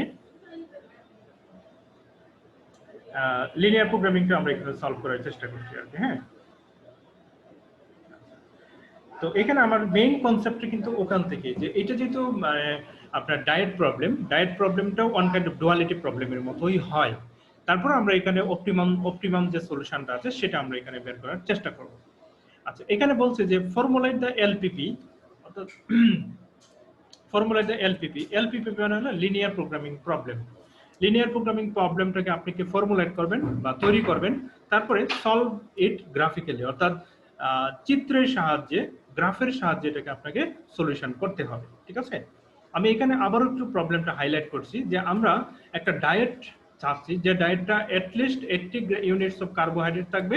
তার মানে এখানে আপনার যে মিক্সারটা আমি পাবো ফুড F1 এবং ফুড F2 এর, তাহলে এই দুটার মিক্সার আমি যেটা তৈরি করব সেই মিক্সারের মধ্যে 80 ইউনিটস হবে আপনার কার্বোহাইড্রেট, অর্থাৎ টোটাল কার্বোহাইড্রেট যে F1 এর যে কার্বোহাইড্রেট আছে এখানে এগুলো সবগুলোর ইউনিট হবে 50 ইউনিটস, আর 50 ইউনিটস হবে আপনার ফ্যাট, 120 ইউনিটস হবে প্রোটিন। তারপরে F1 যে আমার যে দুই ধরনের ফুডের মধ্যে এক ধরনের ফুড, এই F1 এর 1 ইউনিটের কস্ট হলো 3 টাকা, আর F2 এর 1 ইউনিটের কস্ট হলো 5 টাকা। তাহলে 1 ইউনিট F1 আবার বহন করে 2 ইউনিট কার্বোহাইড্রেট থাকে, অর্থাৎ একটা থেকে আরেকটা দিকে যাচ্ছে। আপনি একটু ভালো করে পড়লে প্রশ্নটা বুঝতে পারবেন। এক সময় এক জায়গায় দাম বলা আছে, আরেক জায়গায় যে তার ফুড ভ্যালু বা ফুড কন্টেইন করে কি কি বা তার ইনগ্রেডিয়েন্টস কি কি সেটা এখানে বলা আছে। F1 কন্টেইন করে 2 ইউনিট কার্বোহাইড্রেট, 2 ইউনিট ফ্যাট আর 3 ইউনিট হলো প্রোটিন। আর 1 ইউনিট পরিমাণ F2, 5 ইউনিট পরিমাণ কার্বোহাইড্রেট, 1 ইউনিট পরিমাণ চর্বি, 4 ইউনিট পরিমাণ প্রোটিন থাকে। এখন এই যে আপনার এখানে প্রবলেমগুলো দিল বা আপনার এখানে কনস্ট্রেন্ট বলে এটাকে বা সীমাবদ্ধতা দিল, সেই সীমাবদ্ধতাগুলোকে আপনি একটা ফর্মুলেট করবেন লিনিয়ার প্রোগ্রামিং প্রবলেমে, তারপর সেগুলাকে আপনি আপনার চিত্রের সাহায্যে গ্রাফের সাহায্যে আপনি এটাকে সলভ করবেন। তাহলে সলভ করার জন্য আমরা দেখি নিচের দিকে যদি যাই, প্রথমে দেখুন আমরা এখানে এই যে দেখুন মিনিমাইজ z = 3x + 5y। তাহলে মিনিমাইজ কেন হলো, এখানে আমরা প্রথমে ধরে নিয়েছি, মনে করি x be the number of the units of food f1 be purchased, অর্থাৎ f1 ফুড আপনার কিনতে হবে x ইউনিট পরিমাণ। এখানে কি আরো উপরে কিছু আছে নাই? আর f2 ফুড কিনতে হবে মনে করেন y ইউনিট পরিমাণ। এখন আমার এখানে বলছি মিনিমাইজ 3x + 5y। কেন? দেখুন আমার এই যে f1 ফুডের পরিমাণ কত x, আর f2 ফুডের পরিমাণ কত আপনি দেখুন y। তাহলে 1 ইউনিট f1 ফুডের দাম কত ছিল দেখুন তো একটু, আবার বেশি করে গেল না। আমরা কথা কি বুঝতে পারতেছেন যে 1 ইউনিট পরিমাণ f1 ফুডের দাম ছিল যে 3 টাকা পার ইউনিট। তাহলে 1 ইউনিটের দাম যদি 3 টাকা হয়, তাহলে f1 যদি x পরিমাণ আমাকে কিনতে হয়, তাহলে আমার টোটাল হবে 3x পরিমাণ আপনার f1 ফুডের দাম। f2 ফুডের 1 ইউনিটের দাম যদি 5 টাকা হয়, তাহলে y ইউনিট পরিমাণ যদি আমার f2 ফুড কিনতে হয়, তাহলে টোটাল দাম হবে 5y টাকা। এই যে দেখুন, এই জন্য আমার z = 3x + 5y হলো। কিন্তু এটা মিনিমাইজ কেন? মিনিমাইজ হলো এখানে বলছে মিনিমাম প্রাইসটা আপনার যেটা হবে, এই যে মিনিমাম কস্ট বের করতে বলছে, অর্থাৎ কস্ট ফাংশন, অর্থাৎ আপনার দামের যে ফাংশনটা হবে এটাকে আপনাকে মিনিমাইজ করতে হবে। ঠিক আছে? আচ্ছা, আবার একটু দেখুন তো বুঝতে পারেন কিনা যে এই কস্টটা আমার মিনিমাইজ করতে বলেছে এই জন্য, কারণ আমার দামটা চেয়েছে কম করার জন্য। এই জন্য আমি এই যে অবজেক্টিভ ফাংশন আমি যেটা পাইলাম, এটাকে অবজেক্টিভ ফাংশন বলে। আমার দামটা হয়ে গেল 3x + 5y মিনিমাইজ, অর্থাৎ এইটার সর্বনিম্ন মানটা আমাকে বের করতে হবে। এটা একটু সবাই বুঝতে পারেন কিনা দেখেন তো।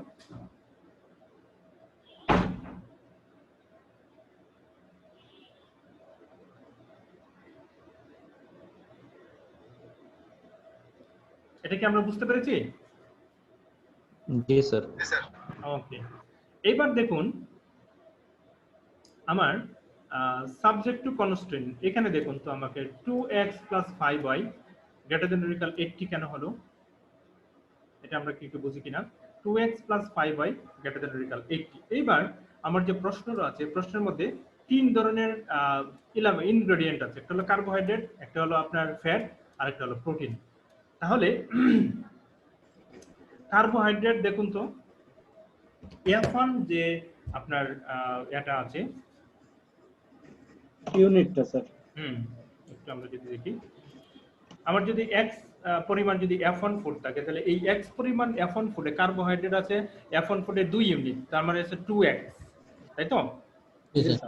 আর হলো f2 ফুডে, আমার যে f2 ফুড আছে এটা কার্বোহাইড্রেট আছে কত 5 ইউনিট, তাই না? এই যে এখানে কার্বোহাইড্রেট আছে 5 ইউনিট f2 ফুডে। তাহলে f2 ফুড আমার কিনতে হচ্ছে 1 ইউনিট থেকে 5 ইউনিট, 1 ইউনিট f2 তে থেকে 5 ইউনিট কার্বোহাইড্রেট, তাহলে y ইউনিট f2 তে থাকবে আপনার 5y ইউনিট কার্বোহাইড্রেট। তাহলে টোটাল কার্বোহাইড্রেটের কথা বলা আছে 80 ইউনিট।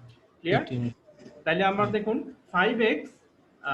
2x আর হলো আপনার 5y, এটা > 80 কেন হলো?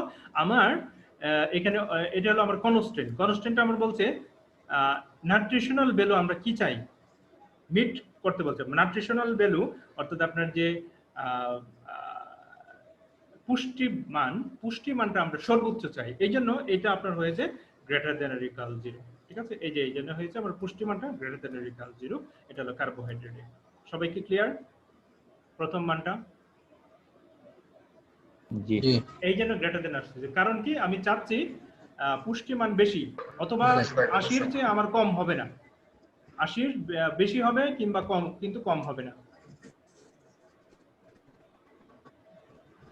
স্যার পুষ্টির মানটা মিনিমাম রিকোয়ার্ড হচ্ছে 80, আর ওটা মিনিমাম, আর আমরা তার চেয়ে বেশি পাইলেও সমস্যা নাই, কিন্তু মিনিমাম পাইতে হবে কত 80, এটা হলো আমার মিনিমাম রিকোয়ারমেন্ট। ঠিক আছে? জি। এই জন্য আর যদি আপনার কস্টের কথা বলতো, কস্ট কিন্তু আমরা চাই মিনিমামটা রেখে তার চেয়ে কিভাবে আরো কমানো যায়, তখন কিন্তু লেস দেন হতো। সো কস্ট এন্ড ডায়েটের যে নিউট্রিশনাল ভ্যালু, দুটার মধ্যে কিন্তু আপনার সম্পর্কটা বুঝতে হবে, যে দুটা বুঝে আপনি কিভাবে মান বের করবেন, সেটা কিন্তু আপনাকে কন্ডিশন দেখে আপনাকে বুঝতে হবে। আরেকটা জিনিস হলো, যখন আপনার কোনো কোম্পানি অথবা কোনো ইন্ডাস্ট্রিতে আপনি যখন প্রবলেম করবেন, সেখানে কিন্তু আপনার বিভিন্ন ধরনের জিনিস থাকে। যেমন মনে করেন লেবার কস্ট থাকে, তারপরে প্রোডাকশন কস্ট থাকে। লেবারটাও কিভাবে মিনিমাইজ করা যায়, যেমন গেলে একজনকে দিয়ে দুজনের কাজ কিভাবে করা যায়, এটা কিন্তু কোম্পানি সবসময় চিন্তা করে। সো ওই কস্ট সবসময় কি করে, মিনিমাইজ, তখন লেস দেন রিকাল হবে। আর নিউট্রিশনাল ভ্যালু যখন, সেটা সবসময় কি হয়, আপনার গ্রেটার হবে। কারণ আমরা মিনিমামটাকে কিভাবে তার পুষ্টিমানটা বাড়ানো যায় সেটা আমরা চিন্তা করি। ক্লিয়ার? জি স্যার। ওকে, এইবার আসুন আপনার ফ্যাট কি পরিমাণ দরকার। আমার কোয়েশ্চেনের মধ্যে ফ্যাটের কথা বলা আছে, দেখুন এই যে ফ্যাট আছে আমার, দেখুন 50 ইউনিট, তাই না? এই যে 50 ইউনিট ফ্যাট, তাহলে F1 এর মধ্যে ফ্যাটের কি পরিমাণ আছে, 2 ইউনিটস অফ ফ্যাট, তাহলে 2x। আর F2 এর মধ্যে ফ্যাট আছে আমার, দেখুন 1 ইউনিট, তাহলে এখানে হবে প্লাস y। এই যে দেখুন গ্রেটার দ্যান ইকুয়াল হবে 50 ইউনিটস অফ ফ্যাট। এই যে দেখুন আমরা এখানে যদি যাই, এই যে দেখুন 2x + 5y greater than equal 50। আরেকটা কন্ডিশন আছে আপনার প্রোটিনের, তাহলে প্রোটিন প্রথমটার জন্য হচ্ছিল 3 ইউনিট, আর F2 এর জন্য ছিল 4 ইউনিট, এটা ছিল 120 টোটাল। আর x এবং y গ্রেটার দ্যান ইকুয়াল 0 হবে। কারণ কি, আপনার খাদ্যের যে পুষ্টিমান সেটা তো কখনো নেগেটিভ হতে পারে না। অর্থাৎ আপনার যে ফুডের পরিমাণ আপনার কিছু না কিছু থাকতে হবে, তারপরেই না সেটাতে আপনার কি হবে, নিউট্রিশনাল ভ্যালু আপনি পাবেন। এই জন্য এটার মান সর্বনিম্ন 0 হতে পারে, কিন্তু 0-র চেয়ে নেগেটিভ হওয়া মান কিন্তু সেটা অ্যাকসেপ্টেবল হবে না। ঠিক আছে স্যার 120টা একটু বলতেন আরেকবার স্যার। 120টা যে দেখো, এটা এখান থেকে 3x + 4y টা স্যার। আমার এখানে দেখো, প্রশ্ন দেখো, ফ্যাট আছে কত আমার টোটাল, একটু যদি দেখো সবাই, এই যে ফ্যাট আছে কত, 120 ইউনিট। এই যে 120 unit of total, G sir, হ্যাঁ সরি টোটাল 120 আছে, 120 আছে প্রোটিন। প্রোটিন। আর F1 এর মধ্যে প্রোটিন আছে কত, এই যে F1 এর মধ্যে, এই যে F1 এর মধ্যে প্রোটিন আছে কত, 3 ইউনিট। এই যে 3 ইউনিট, এই যে দেখো 3 ইউনিটস অফ প্রোটিন। ঠিক আছে, তাহলে এটা হবে 3x। আর এই যে F2 এটার মধ্যে প্রোটিন আছে কত, 4 ইউনিট অফ প্রোটিন। ঠিক আছে, এই যে F2 এর জন্য 4 ইউনিট, তাহলে 4y। ঠিক আছে। এক কথা স্যার, এখানে আমাদের হচ্ছে তিনটা যে হচ্ছে মানে কম্পোনেন্ট আছে, এই তিনটা সমীকরণ আমাকে কম্বাইন করতে হবে আর কি। হ্যাঁ, এই যে তিনটা সমীকরণ।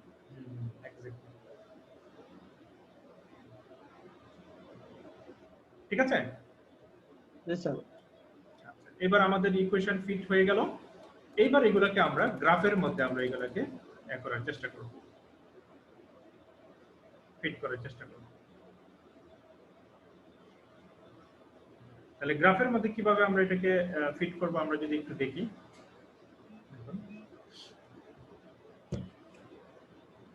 প্রথম যে ইকুয়েশনটা আছে এটা যদি আমরা একটু সবাই দেখি, আমরা এটা ইকুয়েশনগুলো আমরা একটু স্টপ শেয়ারিং এ যাই।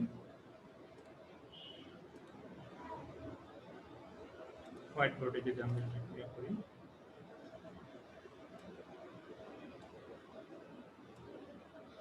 আচ্ছা প্রথম ইকুয়েশনটা আমরা যদি এখানে একটু লিখি, আমরা ইকুয়েশনটা আপনাদেরকে সরাসরি দেখানোর চেষ্টা করছি।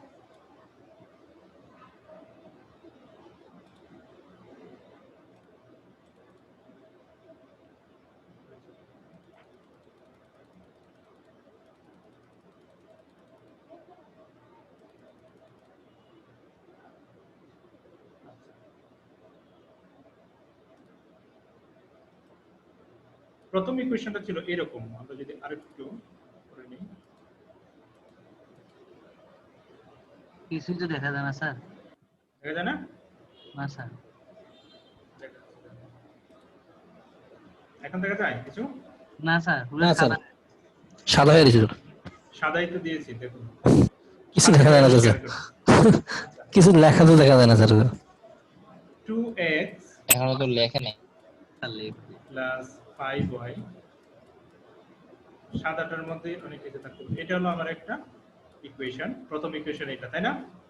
সেটার মধ্যে যদি দেখুন, তারপরে 2x plus y equal to হলো, এখানে আমি আরেকটু যদি দিই,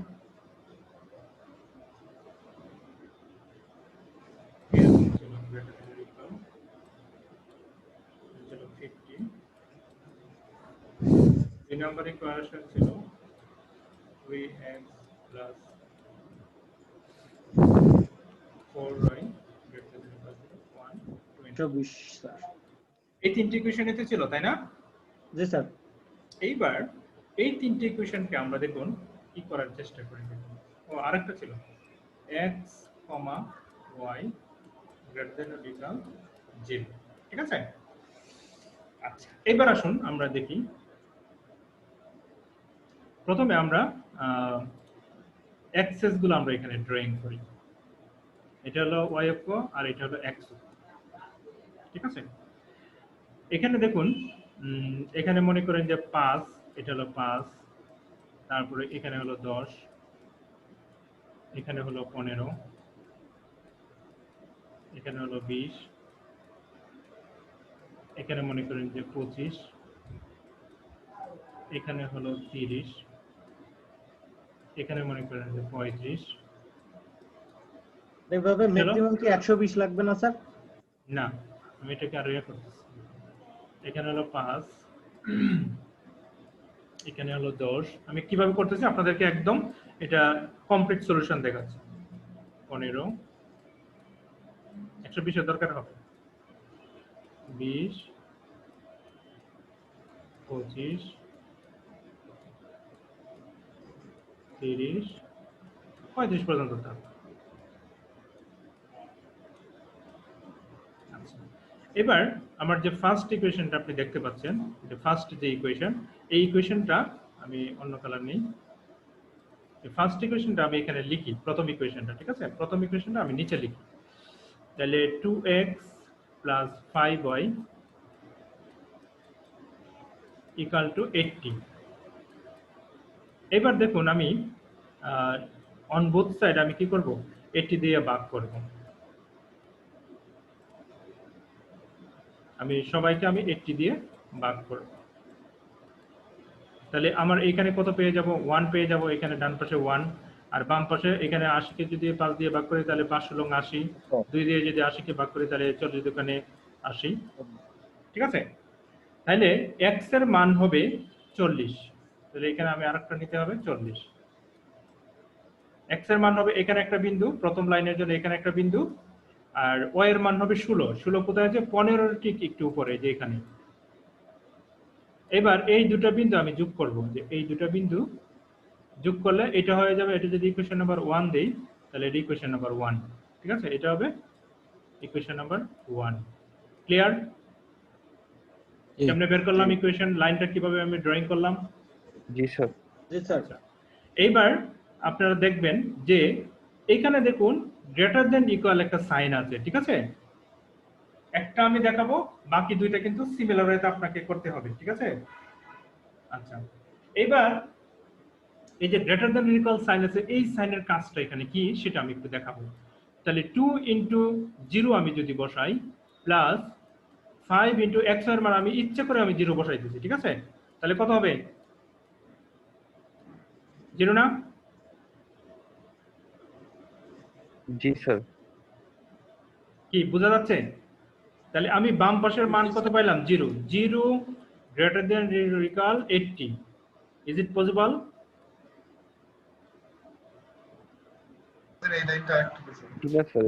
এটা কি সম্ভব বলেন? না স্যার। না স্যার, সম্ভব না। তাহলে এই যে আমি 0 0 বসাইলাম, এই 0 0 মানে কি? অরিজিন না? জি স্যার। এই অরিজিন এই দিকে নাই, আসলে এটা মিথ্যা। তার মানে কি, এই লাইনের উপরের দিকে আমার সমাধান থাকবে, নিচের দিকে কোনো সমাধান নাই, ঠিক আছে? এটার মিনিংটা হলো এটা। তার মানে এটা মিনিমাম লেন্থ। আমার সমাধান হলো এই যে আমি লাইনের যে সমাধান, এই লাইনের সমাধান এই রিজিয়নের মধ্যে নাই, এই রিজিয়নের উপরের দিকে তার সমাধান, ঠিক আছে? এই যে 0 0 বসে আমি টেস্ট করব, 0 0 80 এর চেয়ে বড়, এটা সম্ভব না। তাহলে এইখানে যে 0 0 যে স্থানাঙ্কটা আছে, এটা এখানে বাম দিকে নয়, এটা মিথ্যা। তার মানে মিথ্যা যেহেতু, তাহলে উপরের দিকে সমাধান, যে উপরের দিকে আমি ক্লিক সাইন দিলাম, ঠিক আছে? এইবার আসুন 2 নাম্বার ইকুয়েশনটা আমরা যদি করি, আবার নেটের প্রবলেম দেখা দিচ্ছে। 2 নাম্বার প্রবলেমটা আমরা এখানে যদি আমরা একটু লিখি, 2x plus y equal to 50। তাহলে আমি 50 দিয়ে ভাগ করি, সবাইকে যদি আমি 50 দিয়ে ভাগ করি তাহলে কত হবে দেখুন। তাহলে এখানে হয়ে গেল 1, এখানে হয়ে গেল 50, আর এটার মান হয়ে গেল কত? এত প্রবলেম যদি দেখা দেয় তাহলে কেমনে কি করব?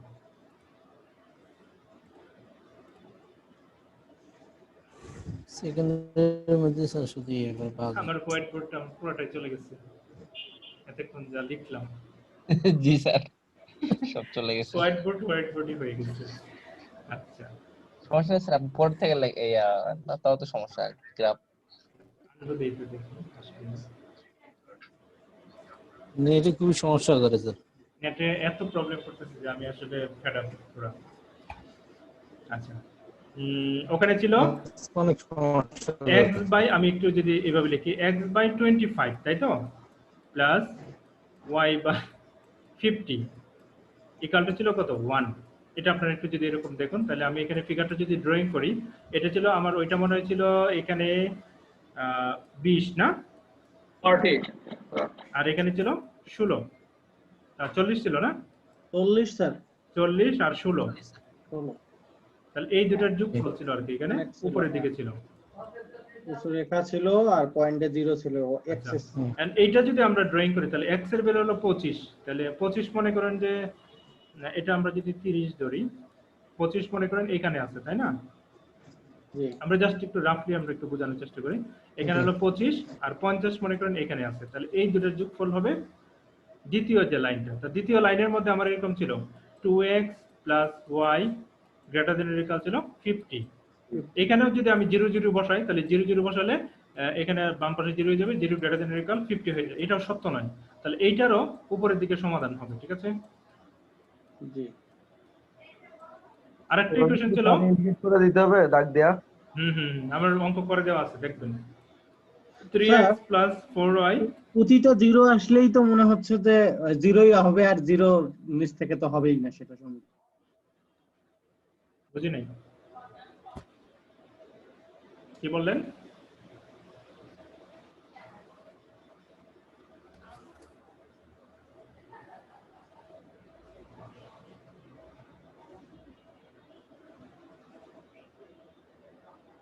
হ্যালো,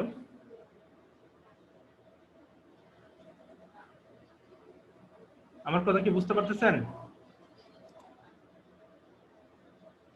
না, ঢাকাতে বাসায়। হ্যাঁ,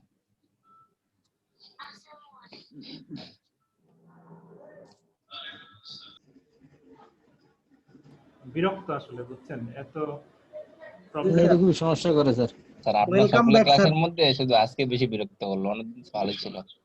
আজকে আমার গত কয়েকদিন ধরে আমার নেটটা খুব ডিস্টার্ব করছে আর কি, বুঝছেন? বারবার স্বাগতম জানানো যাচ্ছে স্যার। একটু পর একদম জানা যায়। আবার তো হোয়াইট হয়ে গেল আর কি, কিছু করার নেই। আবার আচ্ছা, চলে আমি গেছে। এখানে একটু দেখাই দিই, মানে কি ওকে বলবো? স্যার এখন মনে হয় ফিগারটাতেই বুঝবো স্যার, ফিগারটাতে কিছুটা আমি মাথায় বুঝতে চলে পারবো, আসছে। হ্যাঁ। মানে বেসিক আইডিয়াটা আপনাদের জি জি জি জি জি স্যার, এখন জি, স্যার। ফিগারটাতেই বুঝবো। এই যে ফিগারটা এখন যদি আমরা এখানে দেখি, এই যে ফিগারটা দেখুন, এবার 3 নাম্বার যে ফিগারটা আছে না, 2x + y, এটা হলো 3x + 4y, এটা আমরা দিয়ে এটা ডান দিকে উপরের দিকে গেল, ঠিক আছে? তাহলে এইটা ছিল তাদের আপনার রেটা, মানে ইন্টারসেকশন পয়েন্ট আর কি। তাহলে দেখুন এটা ছিল এই যে 2x + y - 50, এই লাইন এবং এই লাইনের একটা ইন্টারসেকশন পয়েন্ট আছে বি তে, দেখতে পাচ্ছেন? জি স্যার, বি পয়েন্টটা দেখতে পাচ্ছেন না? জি স্যার। আচ্ছা, বি পয়েন্টটা হলো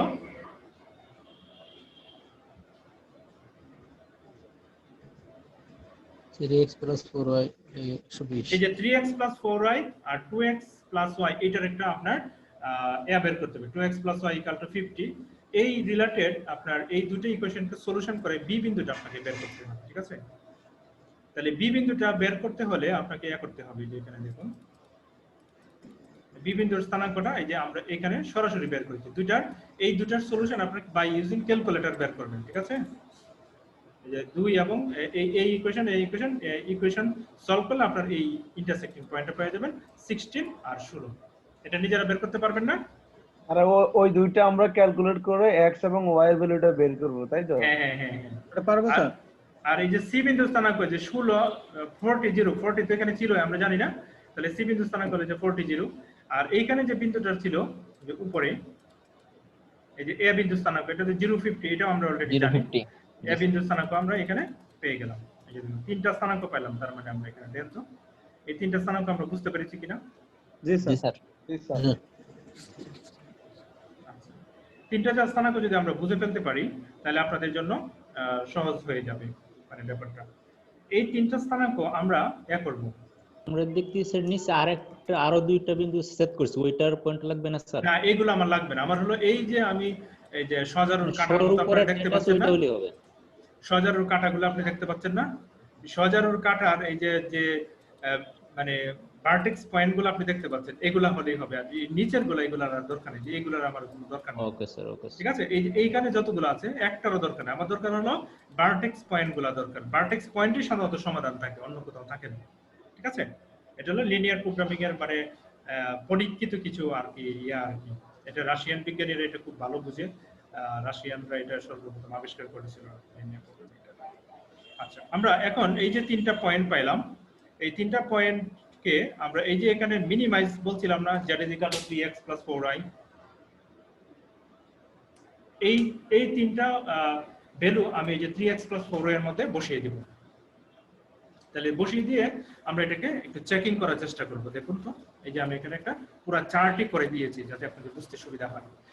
প্রথম যে বিন্দুটা ছিল A50, এটা এই যে 3x + 5y এর মধ্যে আমরা বসালাম, বসানোর পরে পেয়েছি আমরা 250। তারপরে 16 18 বসিয়েছি, 16 18 বসানোর